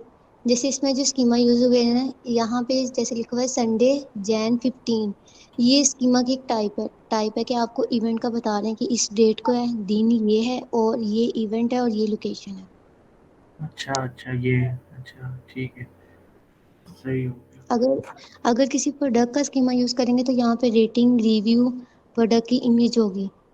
हम्म, ठीक है। अच्छा, आगे ये क्या है? टाइप्स। ये है कि इस स्कीमा को टेस्ट करने के लिए कुछ टूल्स यूज करते हैं। सबसे पहले एक टूल बताया हुआ है स्ट्रक्चर, ऊपर तो ज़ूम कर दो। Structure data testing tool. उसके बाद स्कीमा की टाइप्स बताई हुई हैं और लास्ट पे रिकमेंडेशन ये दी हुई है कि स्कीमा को ओवर ऑप्टिमाइज नहीं करना। और एक और चीज़ थी, okay. Not add product in schema, हाँ product schema in blog, and as a हाँ product schema you have to tell uh, mention the price. ये क्या आखिरी लाइन क्या लिखी है, ये एक्सप्लेन करें। इसमें आखिरी लाइन में ये लिखा हुआ है कि जो प्रोडक्ट स्कीमा है इसको हम लोग अफिलिएट ब्लॉग में यूज़ नहीं करते। उसकी रीज़न ये होती है कि प्रोडक्ट स्कीमा में ये शर्त होती है कि हम लोग को ना प्राइस बतानी होती है। लेकिन अमेज़न की पॉलिसीज़ के खिलाफ है कि आप प्राइस की जो प्रोडक्ट की प्राइस है ना वो अपने अफिलिएट ब्लॉग में मेंशन नहीं कर सकते। अगर आप ऐसा करेंगे तो आपका अकाउंट डिसेबल हो जाएगा और सस्पेंड हो जाएगा गूगल की तरफ से।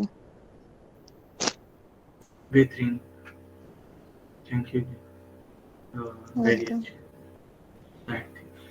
अच्छा जी, इसके बाद हम चलते हैं एक और हमारे पास आखिरी प्रेजेंटेशन, जिसमें हमारे पास तंजीला और मैं प्रेजेंट कर रहे हैं।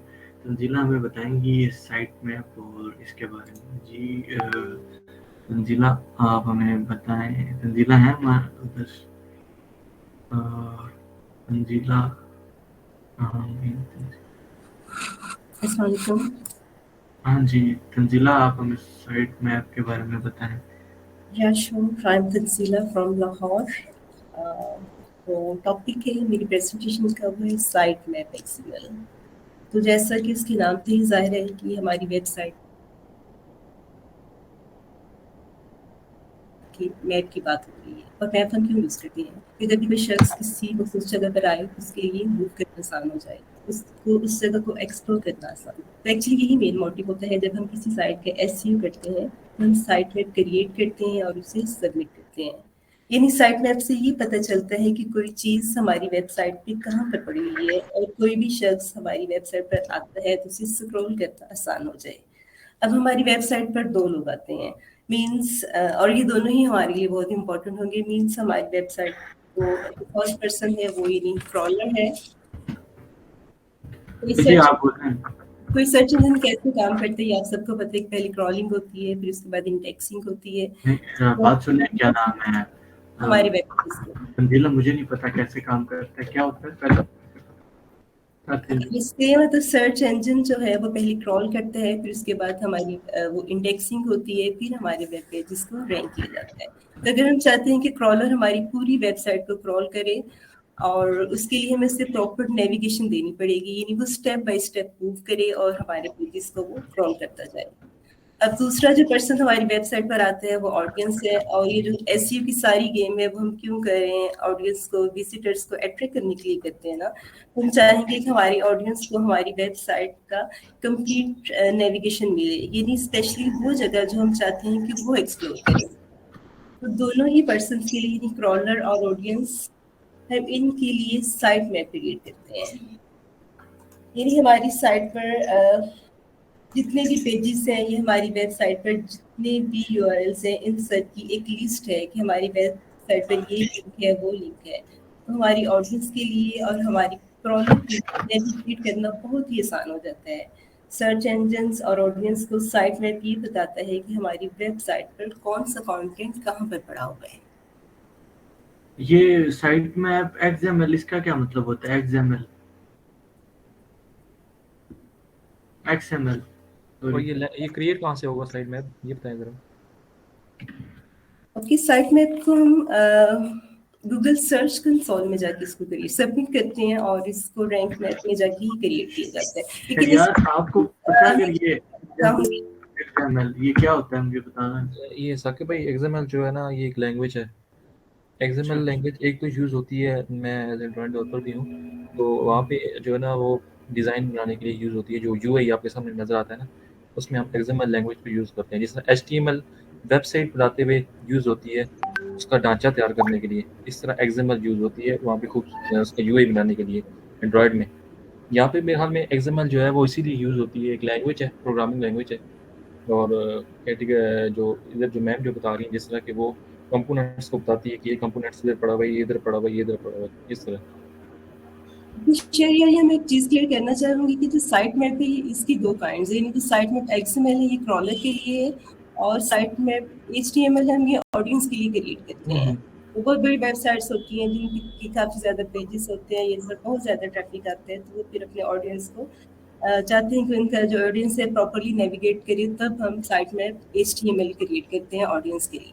जी अच्छा, यूँ है ना कि बात की जाए तो एक्सटेंशन मार्कअप लैंग्वेज, अच्छा सिमिलर टू HTML, बिल्कुल रिबन ने ये ठीक कहा है।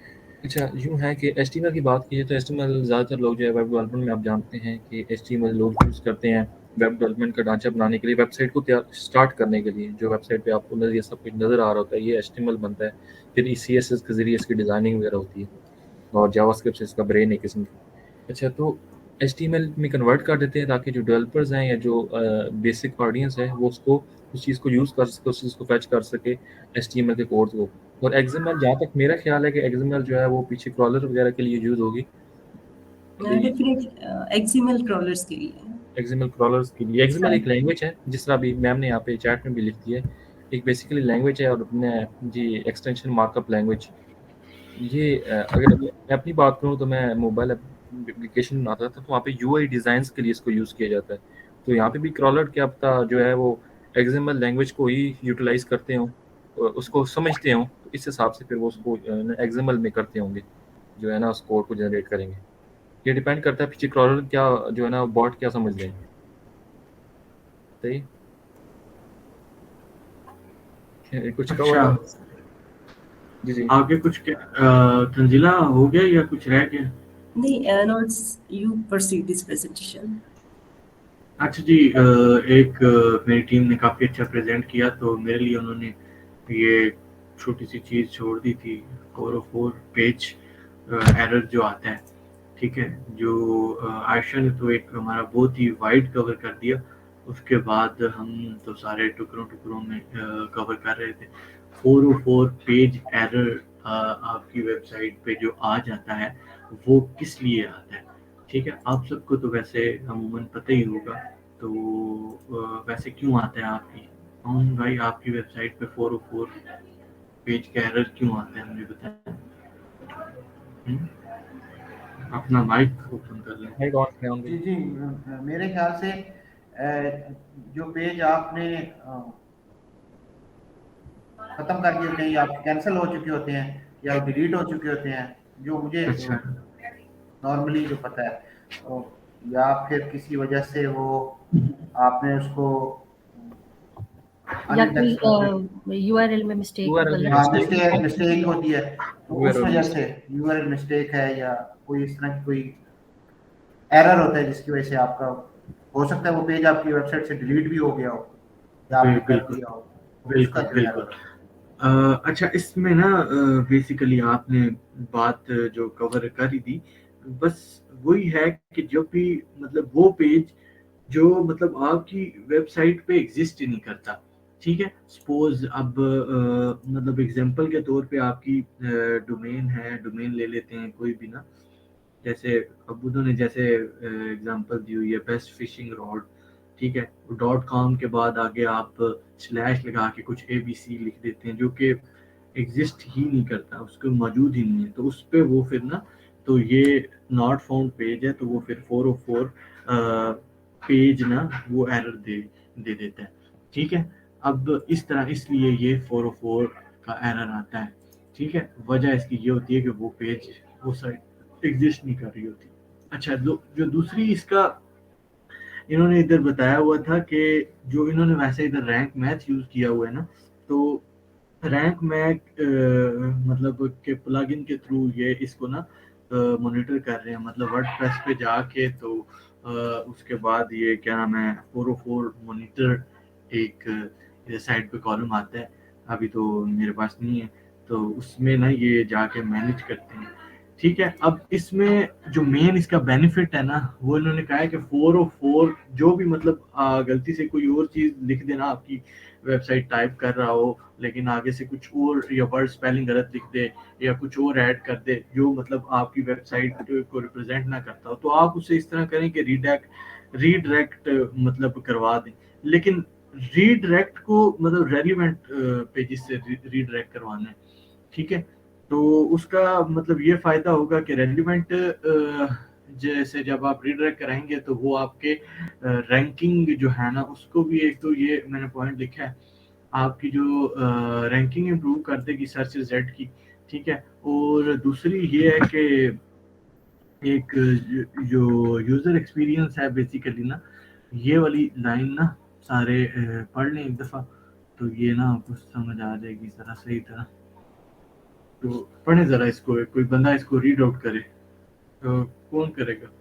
चलो मैं ही कर देता हूँ। नहीं करते। हाँ जी, कौन करें जी, रीड कौन करेगा जी? अच्छा, इसमें यूँ है कि redirecting a web page can improve the user experience. When a user click on the link to the web page that has been deleted, they will typically encounter a 404 page. This can be confusing and frustrating for the user. Redirecting the page to the relevant page allows the user to access the information they are looking for, which can improve the overall user experience. ये basically जो हमारा मकसद ये है कि user experience जो है उसको हमने बेहतर करना है। तो 4 पेज का जो एरर जो ये टिपिकली आता है, ठीक है, तो ये कंफ्यूज कर देता है हमारे जो यूज़र को। उस ये साकिब उसको हटाना आपका वो आया है। तो ये इसमें क्या होता है कि रीडायरेक्ट कर देते हैं रेलेवेंट पेज के साथ हम, तो वो इन्फॉर्मेशन वहाँ से क्या पता उसी से रेलेवेंट वो चीज़ सर्च करो और उसको वहाँ से मिल जाती है। अच्छा, अब इसमें ये था वैसे तो आप ना मतलब इसकी तरफ ना ही पढ़े तो ये थोड़ी ना आगे की कारस्तानी है, आप बस 404 ही कर दें तो बहुत है। लेकिन अगर कोई मतलब कहता है कि रीडायरेक्ट करवाना ही करवाना है, तो वो मतलब रीडायरेक्ट करवाने की आपके पास ना प्रॉपर रीजन होनी चाहिए कि यार मैंने इसको इसके साथ रीडायरेक्ट कराया क्योंकि वहां से इसका इसके साथ मैच कर रहा था, तो ये ना हो तो चलो यही आर्टिकल शो हो जाए, सर आर्टिकल इसका मैं 1 बताता हूँ ना साकिब, जी इसका मैं बताता हूँ रीडायरेक्ट कब करते हैं। ये सलमान भाई आए हुए थे तो उस टाइम उन्होंने ये चीज़ बताई थी कि यार मिसाल के तौर पे एक ऐसा पोस्ट है जो आपने लिखा हुआ है और पुराना हो गया है और उसको आप बजाय कि चेंज करने की आप उसको डिलीट करना चाहते हैं, ठीक है, तो आप उसको डिलीट कर देते हैं और स्पेसिफिक वो पोस्ट को उस पेज पे या पेज डिलीट कर देते हैं, तो उससे रेलेवेंट आपको इन्फॉर्मेशन देते हैं, वो चीज़ बनाते हैं, तो और यूज़र को पता है कि वो उसने उधर आता है यूज़र, तो आप उसको रीडायरेक्ट कर देंगे उस पेज पे कि यार जब वो उस पर सर्च करे या उससे रिलेटेड है तो उस पेज पे ऑटोमेटिकली आ जाए। ये चीज़ होती है। तो जी वो रीडायरेक्ट क्या कैसे करेंगे शरिया? साकिब ये मुझे सर्च करना पड़ेगा थोड़ा सा। 404 पेज मेरे ख्याल में 404 पेज के अंदर जाके उसके अंदर ही मेरे ख्याल में ना कंटेंट होता है, उसके अंदर शायद वो ना उसको लिंक अच्छा होगा। हाँ, नहीं मैंने ये किया है वो मैं बता रहा हूँ कि वर्डप्रेस के अंदर ही सेटिंग है 404 मॉनिटर के नाम से ना, तो सही। वहाँ पे जो आपका एक जो आर्टिकल है अगर उसकी स्पेलिंग गलत हो जाए तो वो रीडायरेक्ट का ऑप्शन देता है, आपने किधर रीडायरेक्ट करवाना है। सही। ठीक है, तो बेसिकली इसका ये है 404 है।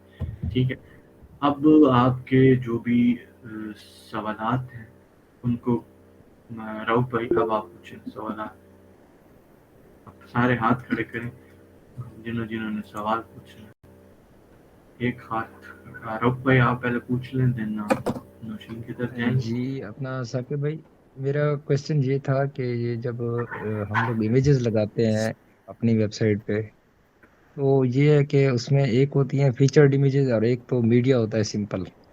तो काइंडली ये बता दीजिएगा कि उनकी एक्सटेंशन हमने कौन सी यूज करनी है। एक्सटेंशन क्या मतलब, मैं समझा नहीं।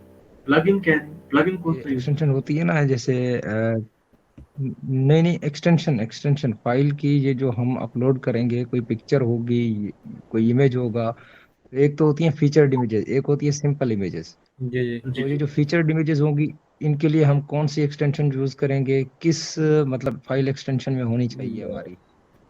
भाई राहुल अच्छा, भाई ये बेसिकली या तो पीएनजी हो जाए या जेपीजी। जी ये इसमें जी इसमें हो रही है, अच्छा, इसमें पहले PNG JPG। JPG extension matter नहीं सही है। करती, क्योंकि जब हम फिगर को अपलोड करेंगे तो हमने उसको पहले ही रीनेम करना है, वैसे ही इसको अपलोड नहीं कर देना।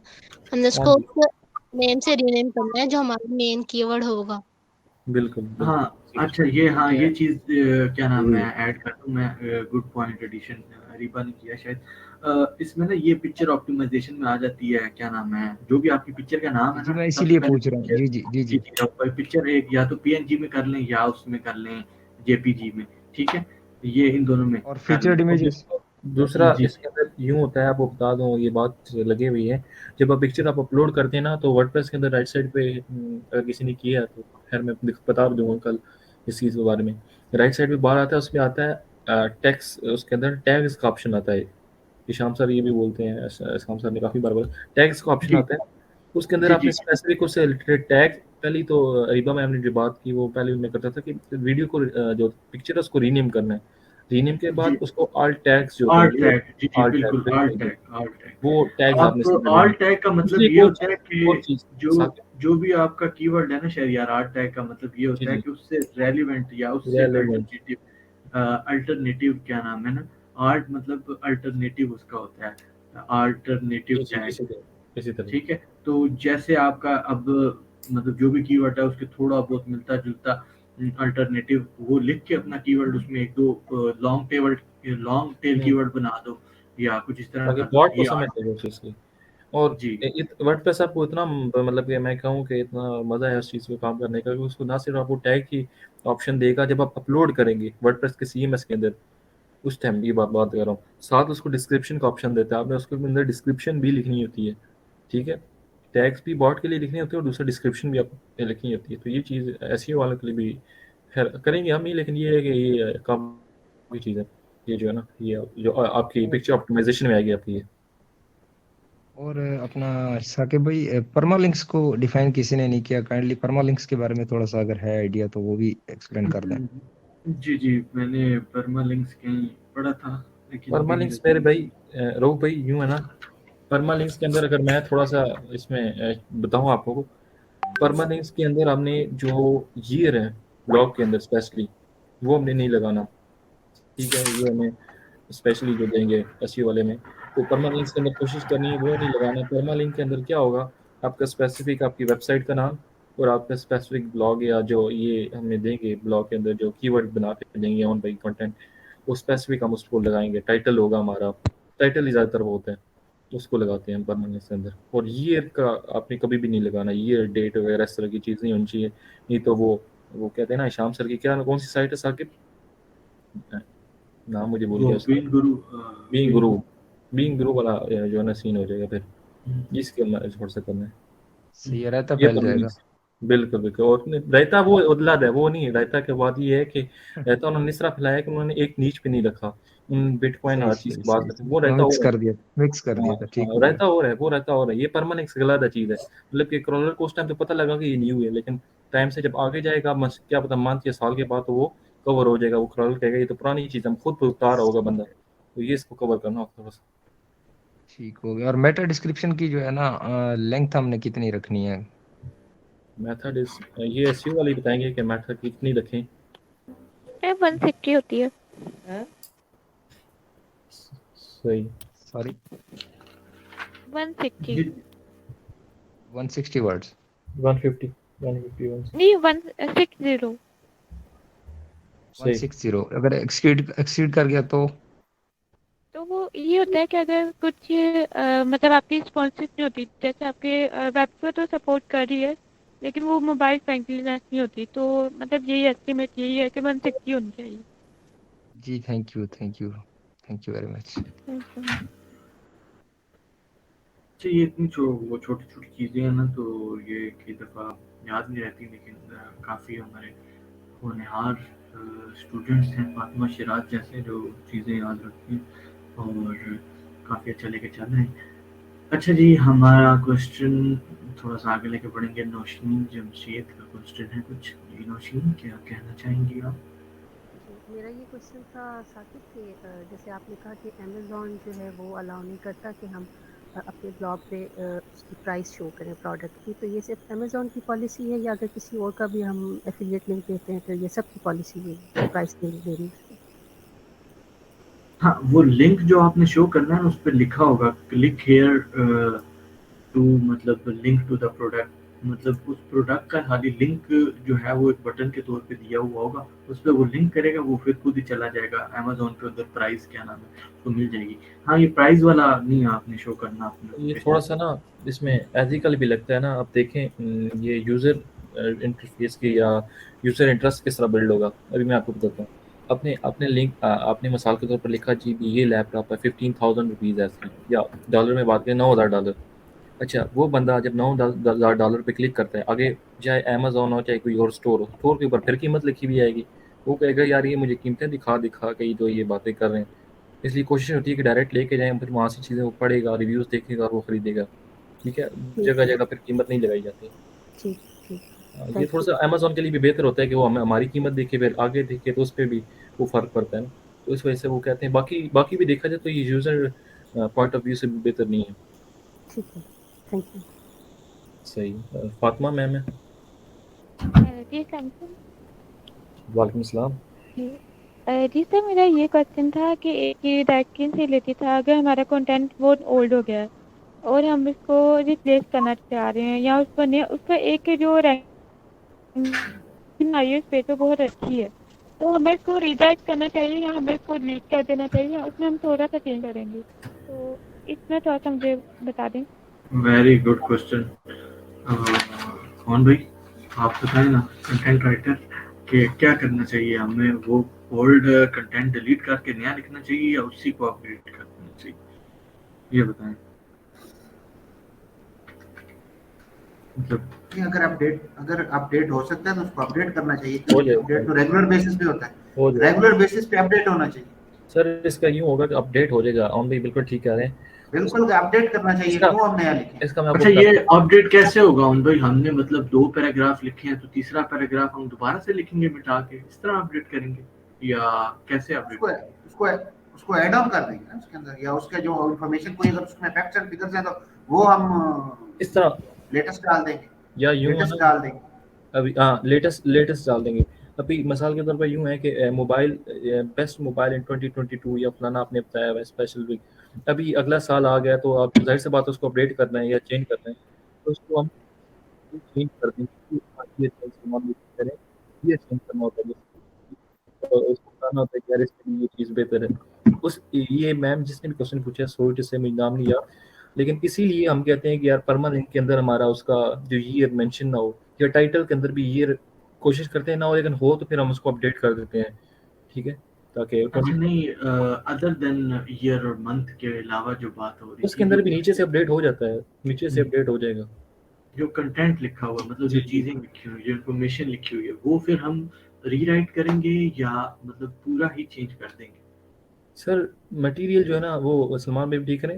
अब अगर कम चीज़ है ना, अगर ऐसी चीज़ है कि थोड़ा बहुत चेंजेस करनी है, थोड़ी बहुत चेंजेस आई हैं या अपडेट्स आई हैं, वो कर देंगे। अगर बहुत ज़्यादा है या कोई बड़ी अपडेट आई है, ठीक है ठीक है, या कोई स्पेसिफिक अपडेट आई है जो मतलब कि एक चीज़ है वो अभी वो तो हमें ज़्यादा उल्टा फ़ायदा देगी। मिसाल के तौर पे एक प्लगइन है, वो अपडेट किया, प्लगइन्स में हम लिख रहे हैं, तो जो नया वर्जन है ना उसके लिए फिर हम लिखेंगे। लेकिन कोई ऐसी चीज़ जो स्पेसिफिक थोड़ी सी चीज़ उसके अंदर अपडेट आई या हमें पता लगा यार ये चीज़ ठीक होनी चाहिए थी, तो हम उसी कंटेंट के अंदर करेंगे। तो बेहतरीन बेहतरीन, बहुत अच्छा एक्सप्लेन किया शहरियार भाई ने, बहुत अच्छा क्वेश्चन था। शहरियार भाई, आप तो माशाल्लाह काफ़ी अच्छे एक्सप्लेन करते हैं चीज़ें। बस भाई बहुत मतलब हम यही है कि खुश हैं मकसद कि आप हमारी टीम का हिस्सा हैं। अल्हम्दुलिल्लाह। We are really proud of you. ठीक है, और साथ में सलमान भाई भी। सलमान भाई भी वक्तन हमें मदद करते हैं, बड़े हैं हमारे। अच्छा, we do have Tanzila at the end. If she has some question. Ji Tanzila, you may ask your question. Okay, मुझे ना साइट मैप से रिलेटेड ही कंफ्यूजन थी कि सपोज अगर हम साइट मैप क्रिएट नहीं करते तो क्या हमारी वेबसाइट रैंक नहीं करेगी? शेर यार, वर्डप्रेस वाले हाजिर हों। सरकार ये तो ऐसे ऐसी वालों का काम है, लेकिन मेरे ऊपर डाले। अच्छा नहीं मेरे दिफा दो, मेरे दिफा दो। अच्छा नहीं, मुझे ना मैं अरीबा बता देती है, मैं ऐसे वालों आप बताओ यार ये। अरीबा अच्छा, बताएंगे। मतलब क्या होता है? साइट मैप का मतलब ये है कि गूगल को इंग्लिश समझ नहीं आती, हमने उसको कोई ऐसी कोडिंग लैंग्वेज में बताना है कि इस कंटेंट में ये लिखा हुआ है। तो जैसे ही हम गूगल के लिए आसानी पैदा करेंगे तो ये प्लस पॉइंट हमारे लिए है कि वो हमारी वेबसाइट को रैंक करेगा। और दूसरी पॉइंट इसमें ये है कि एक पोजीशन होती है गूगल पे, जैसे फर्स्ट पेज पे 10 पोजीशंस पर 10 कंपेटिटर्स रैंक कर रहे हैं।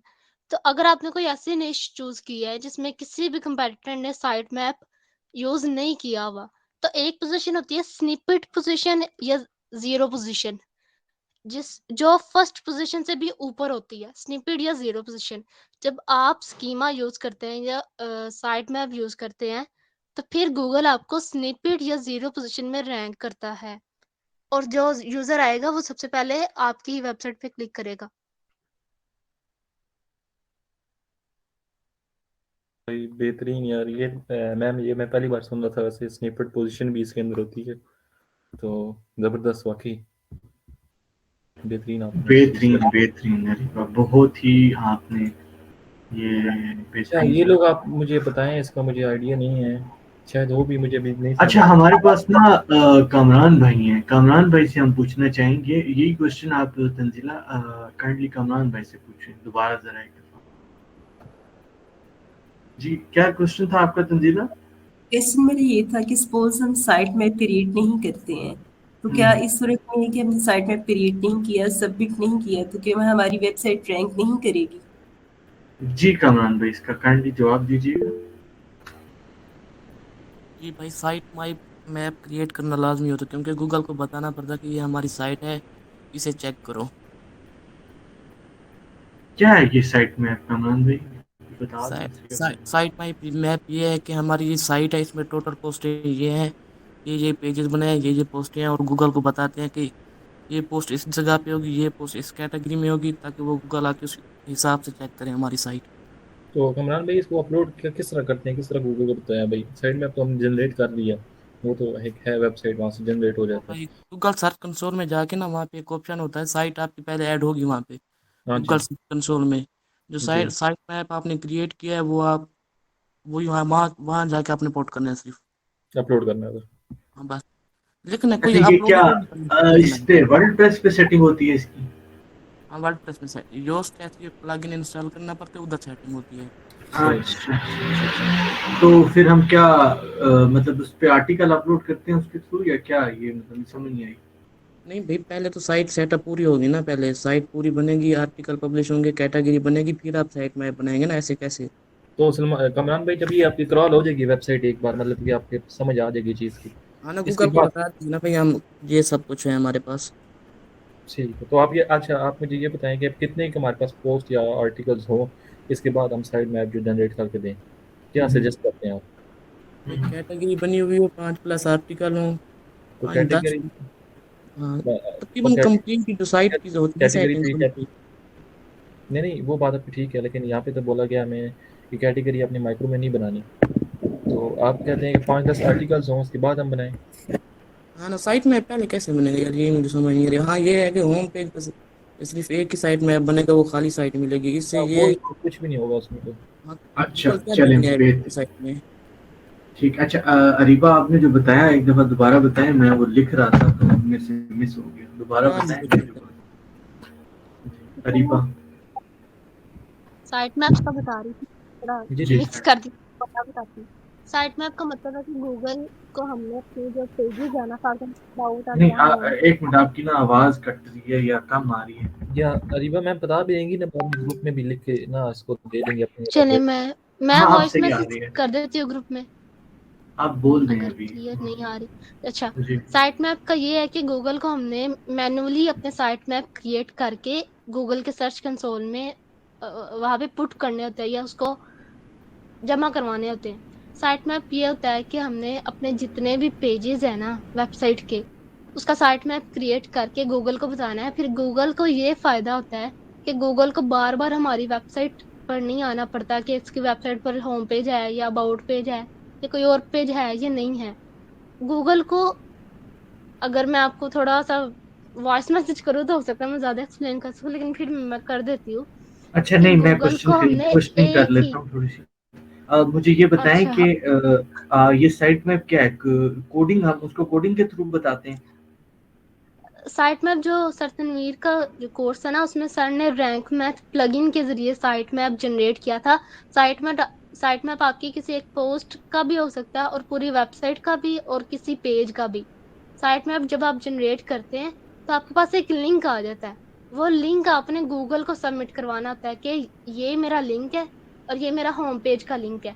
तुम जाओ इस लिंक पे क्लिक करो और तुम होम पेज पे पहुंच जाओगे, उसको क्रॉल करो और फिर इंडेक्स कर लेना। मतलब गूगल को खुद उधर से उठ के हमारी वेबसाइट पे नहीं आना पड़ता।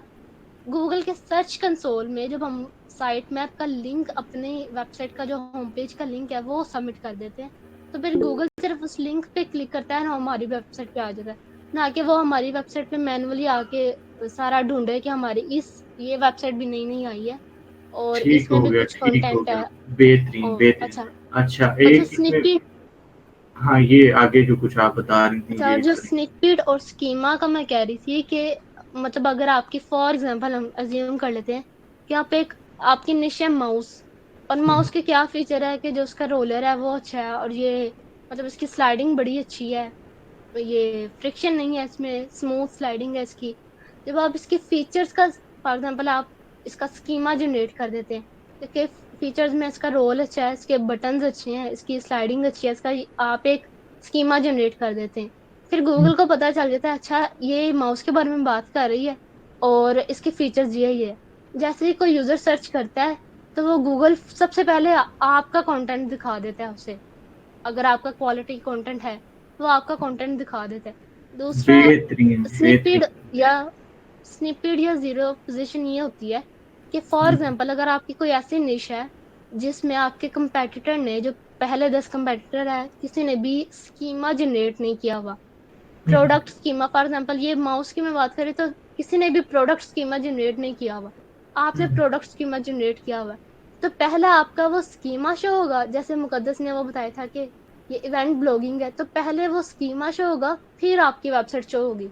मतलब आपकी वेबसाइट जीरो पोजीशन में शो हो जाएगी। जबरदस्त। आपका और अगर स्कीमा किसी ने, जीरो पोजीशन या, अच्छा, अगर किसी पहली जो 10 वेबसाइट्स हैं उसमें से किसी ने पहले से स्कीमा भी जनरेट किया हुआ है प्रोडक्ट का, तो फिर मेरे स्कीमा का क्या फायदा होगा? फिर आपके स्कीमा के जैसे वो ये कि आपका स्कीमा काम करना चाहिए, वो फजूल ना हो और ओवरलोड ना हो स्कीमा, कि आपका वो सर्च ही हो रहा है और वो ओपन नहीं हो रहा और गूगल को खुद तंगी हो रही है। तो आपका जितना स्कीमा अच्छा होगा उतनी ही आपकी ज्यादा मतलब परसेंटेज है कि गूगल आपको पहले दिखाएगा, उसको बाद में दिखाएगा। बेहतरीन, जबरदस्त। आप काम कर सकती हैं ये इस पे या कर रही हैं? नहीं, अच्छा, नहीं, नहीं। नहीं, अभी तो मैं सीख रही हूँ। हाँ, अच्छा, लेकिन ज़बरदस्त, बेहतरीन। मुझे ये चीज़ अभी आज मैंने आपसे सीखी है, ठीक है? और ऐसे सीखी है कि मैंने ये चैट नहीं पढ़ी इनकी, ये काफ़ी हँसी मज़ाक कर रहे थे। तो लेकिन ये है कि मुझे समझ आ गई ये चीज़, ये साइट मैप की। और thank you so much, thank you so much for this Hariba. I will pay this off someday. और उसके बाद राउफ भाई जी, आप कुछ कहना चाहेंगे? मुझे तो लगता है आपको साइट मैप समझ आ गया होगा। क्या कहते हैं? जी साकिब भाई, मुझे समझ आ गया है। मैं थोड़ी सी एडिशन करना चाहूंगा जहाँ तक मेरा ख्याल है। अगर मैं गलत हूँ तो मुझे दुरुस्त कीजिएगा। साइट मैप का एक और फायदा ये भी है कि अगर हम कुछ ज़रूरी पेजेस जो हमारे हैं इम्पोर्टेंट, हम उनके ज़रिए सॉरी साइट मैप के जरिए गूगल को बता देते हैं कि आपने यहाँ से लेके यहाँ तक जो है ना चीज़ों को इंडेक्स करना है। जो गैर ज़रूरी चीज़ें हैं उनको बाद में रखते हैं साइट मैप में ताकि गूगल उनकी तरफ ना जाए और वो अपना काम करे जो हमारे लिए ज़रूरी है, जो हमारे लिए फ़ायदेमंद है। वो उन पेजेस को और उन चीज़ों को जो है ना अपने पास इंडेक्स करेगा और फिर वहीं से वापस चले जाएंगे उसके बोर्ड्स वगैरह। तो ये चीज़ ठीक हो, एडिशन करनी थी जी। ठीक है, बेहतरीन, ज़बरदस्त। जी कामरान भाई क्या ऐड करना चाहेंगे? भाई जैसे कह रहे हैं ना रऊफ भाई के साइट में बताता है कि ये पेज इंडेक्स करो, ये ना करे गूगल, तो उससे नहीं होगा। वो हो गए प्लगइन से, जो एसईओ या रैंक मैथ से, वहां से हम डिसअलाउ करेंगे गूगल को कि ये पेज हमारे रैंक नहीं होने चाहिए। नहीं तो ये हमें कौन बता देता है? वो योस्ट बता देता है हमें कि कौन से हाँ, रैंक जो करनी है, जो कौन उसमें से? ऑप्शन आता है वहां पे करना पड़ता है कि डिसअलाउ रैंक टू गूगल। अच्छा, सही है, ज़बरदस्त। साइट में इंडेक्स बता देंगे। रैंक में प्लगइन में एक्सक्लूड का ऑप्शन होता है, ठीक है। जिन पेजेस को आप एक्सक्लूड करना चाहते हैं वो आप उसको बिल्कुल ऐसे डिसेबल ही कर ऐसे ही। बेहतरीन। हाँ में जी, अगर होप सो। कॉन्टैक्ट पेज है या अबाउट अस पेज है तो आप उसको होम पेज के जो फुटर ऑप्शन है वहां पे आप उनका लिंक दे दें। उनको आप मैनुअली साइट मैप में सर्च कंसोल में आप ऐड ना करवाएं। वहां पे जब आप लिंक देंगे तो गूगल का क्रॉलर जब आपके होम पेज पे आएगा तो ऑटोमेटिकली आपके उन पेजेस को भी इंडेक्स कर लेगा। अगर मैं ठीक हूँ तो मुझे करेक्ट करें। कंटेक्ट कामरान अस और होम कंटेक्ट अस का पेज नहीं करेंगे ना, उसे डिसअलाउ करेंगे, वो रैंक ना हो गूगल में। और उसके अलावा होता है आथर, वो भी आथर बॉक्स भी एक ही हो गया, उसे भी हम या अलाउ नहीं प्राइवेसी करेंगे। पॉलिसी होती है, और प्राइवेसी पॉलिसी है, होम पेज है, कॉन्टेक्ट अस है, आप मुख्तलिफ पेज, ये सलमान साहब आए थे उन्होंने ये बताया था। अबाउट अस का पेज मुख्तलिफ करेंगे, पेजेस उसे होते हैं डिसअलाउ जिनको आप करेंगे लिंक, एक बार, ये लेकिन देखें आप, ये शो चले होता अबाउट है। अस का ठीक है, कॉन्टेक्ट है, कुछ पेजेस ऐसे होते हैं। इससे फर्क ये पड़ता है कि आपकी जो वेबसाइट की स्पीड है ना लोडिंग की, वो उस पर फर्क पड़ता है। और कुछ चीजें होती हैं गूगल की जो उसने स्पीड की लोडिंग पे ऐसा, नहीं पड़ता भाई, स्पीड लोडिंग का फर्क इसमें नहीं पड़ता। अच्छा ये स्पीड की लोडिंग पे, सॉरी आई एम सॉरी, वो उसमें कुछ चीजें होती हैं जो मुझे अब उसके एग्जैक्ट टर्म याद नहीं। गूगल ने कुछ चीजें मैं बता देता हूँ आपको, गूगल मुख्तस की होती है। हाँ, गूगल ने कुछ चीजें मुख्तस की होती हैं, या कोई कोटा होता है जिससे आपको फायदा होता है। गूगल का टाइम ज्यादा लगेगा इस पे, गूगल यस, का बस ये फोन कुछ आता है, है ऑटोमेटिकली। गूगल से रिलेटेड है। आप जो अनवांटेड पेजेस होते हैं उनकी रैंक आप उनको डिसअलाउ कर देते हैं साइट मैप पे जैसे जाके, चार कि आप पेज हो गए, प्राइवेसी इन्हें, पॉलिसी हो हाँ गया, डिस्क्लेमर हो गया, इन्हें नहीं करेंगे हो हम। सकता है, कोई ऐसा पेज भी हो जिसको आप ना चाहते हो कि ये गूगल इसको कंसीडर करे आपकी वेबसाइट। बेहतरीन, अच्छा फिर ज़बरदस्त। होम पेज के फुटर में भी ना ऐड करें जो पेजेस हमने इंडेक्स नहीं करवाने। वो तो सारे गूगल इंडेक्स कर लेगा ना, पेज के फुटर में कैटेगरी ऐड होंगी, ये पेज ऐड तो होंगे, लेकिन वो हम डिस्अलाउ कर देंगे ना। फुटर में तो खुद ऑप्शन आ जाता है ना, जब पेज बना रहे हैं वही ऑप्शन आएगा।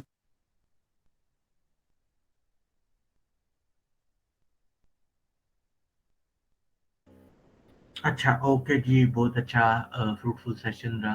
और कमरान भाई ने भी ज्वाइन करके मीटिंग को चार चांद लगा दिए। और अच्छा, शरियार भाई, एक हैं मोहम्मद हमजा भाई हैं हमारे साथ, और एक हैं उम्मे तहरीम।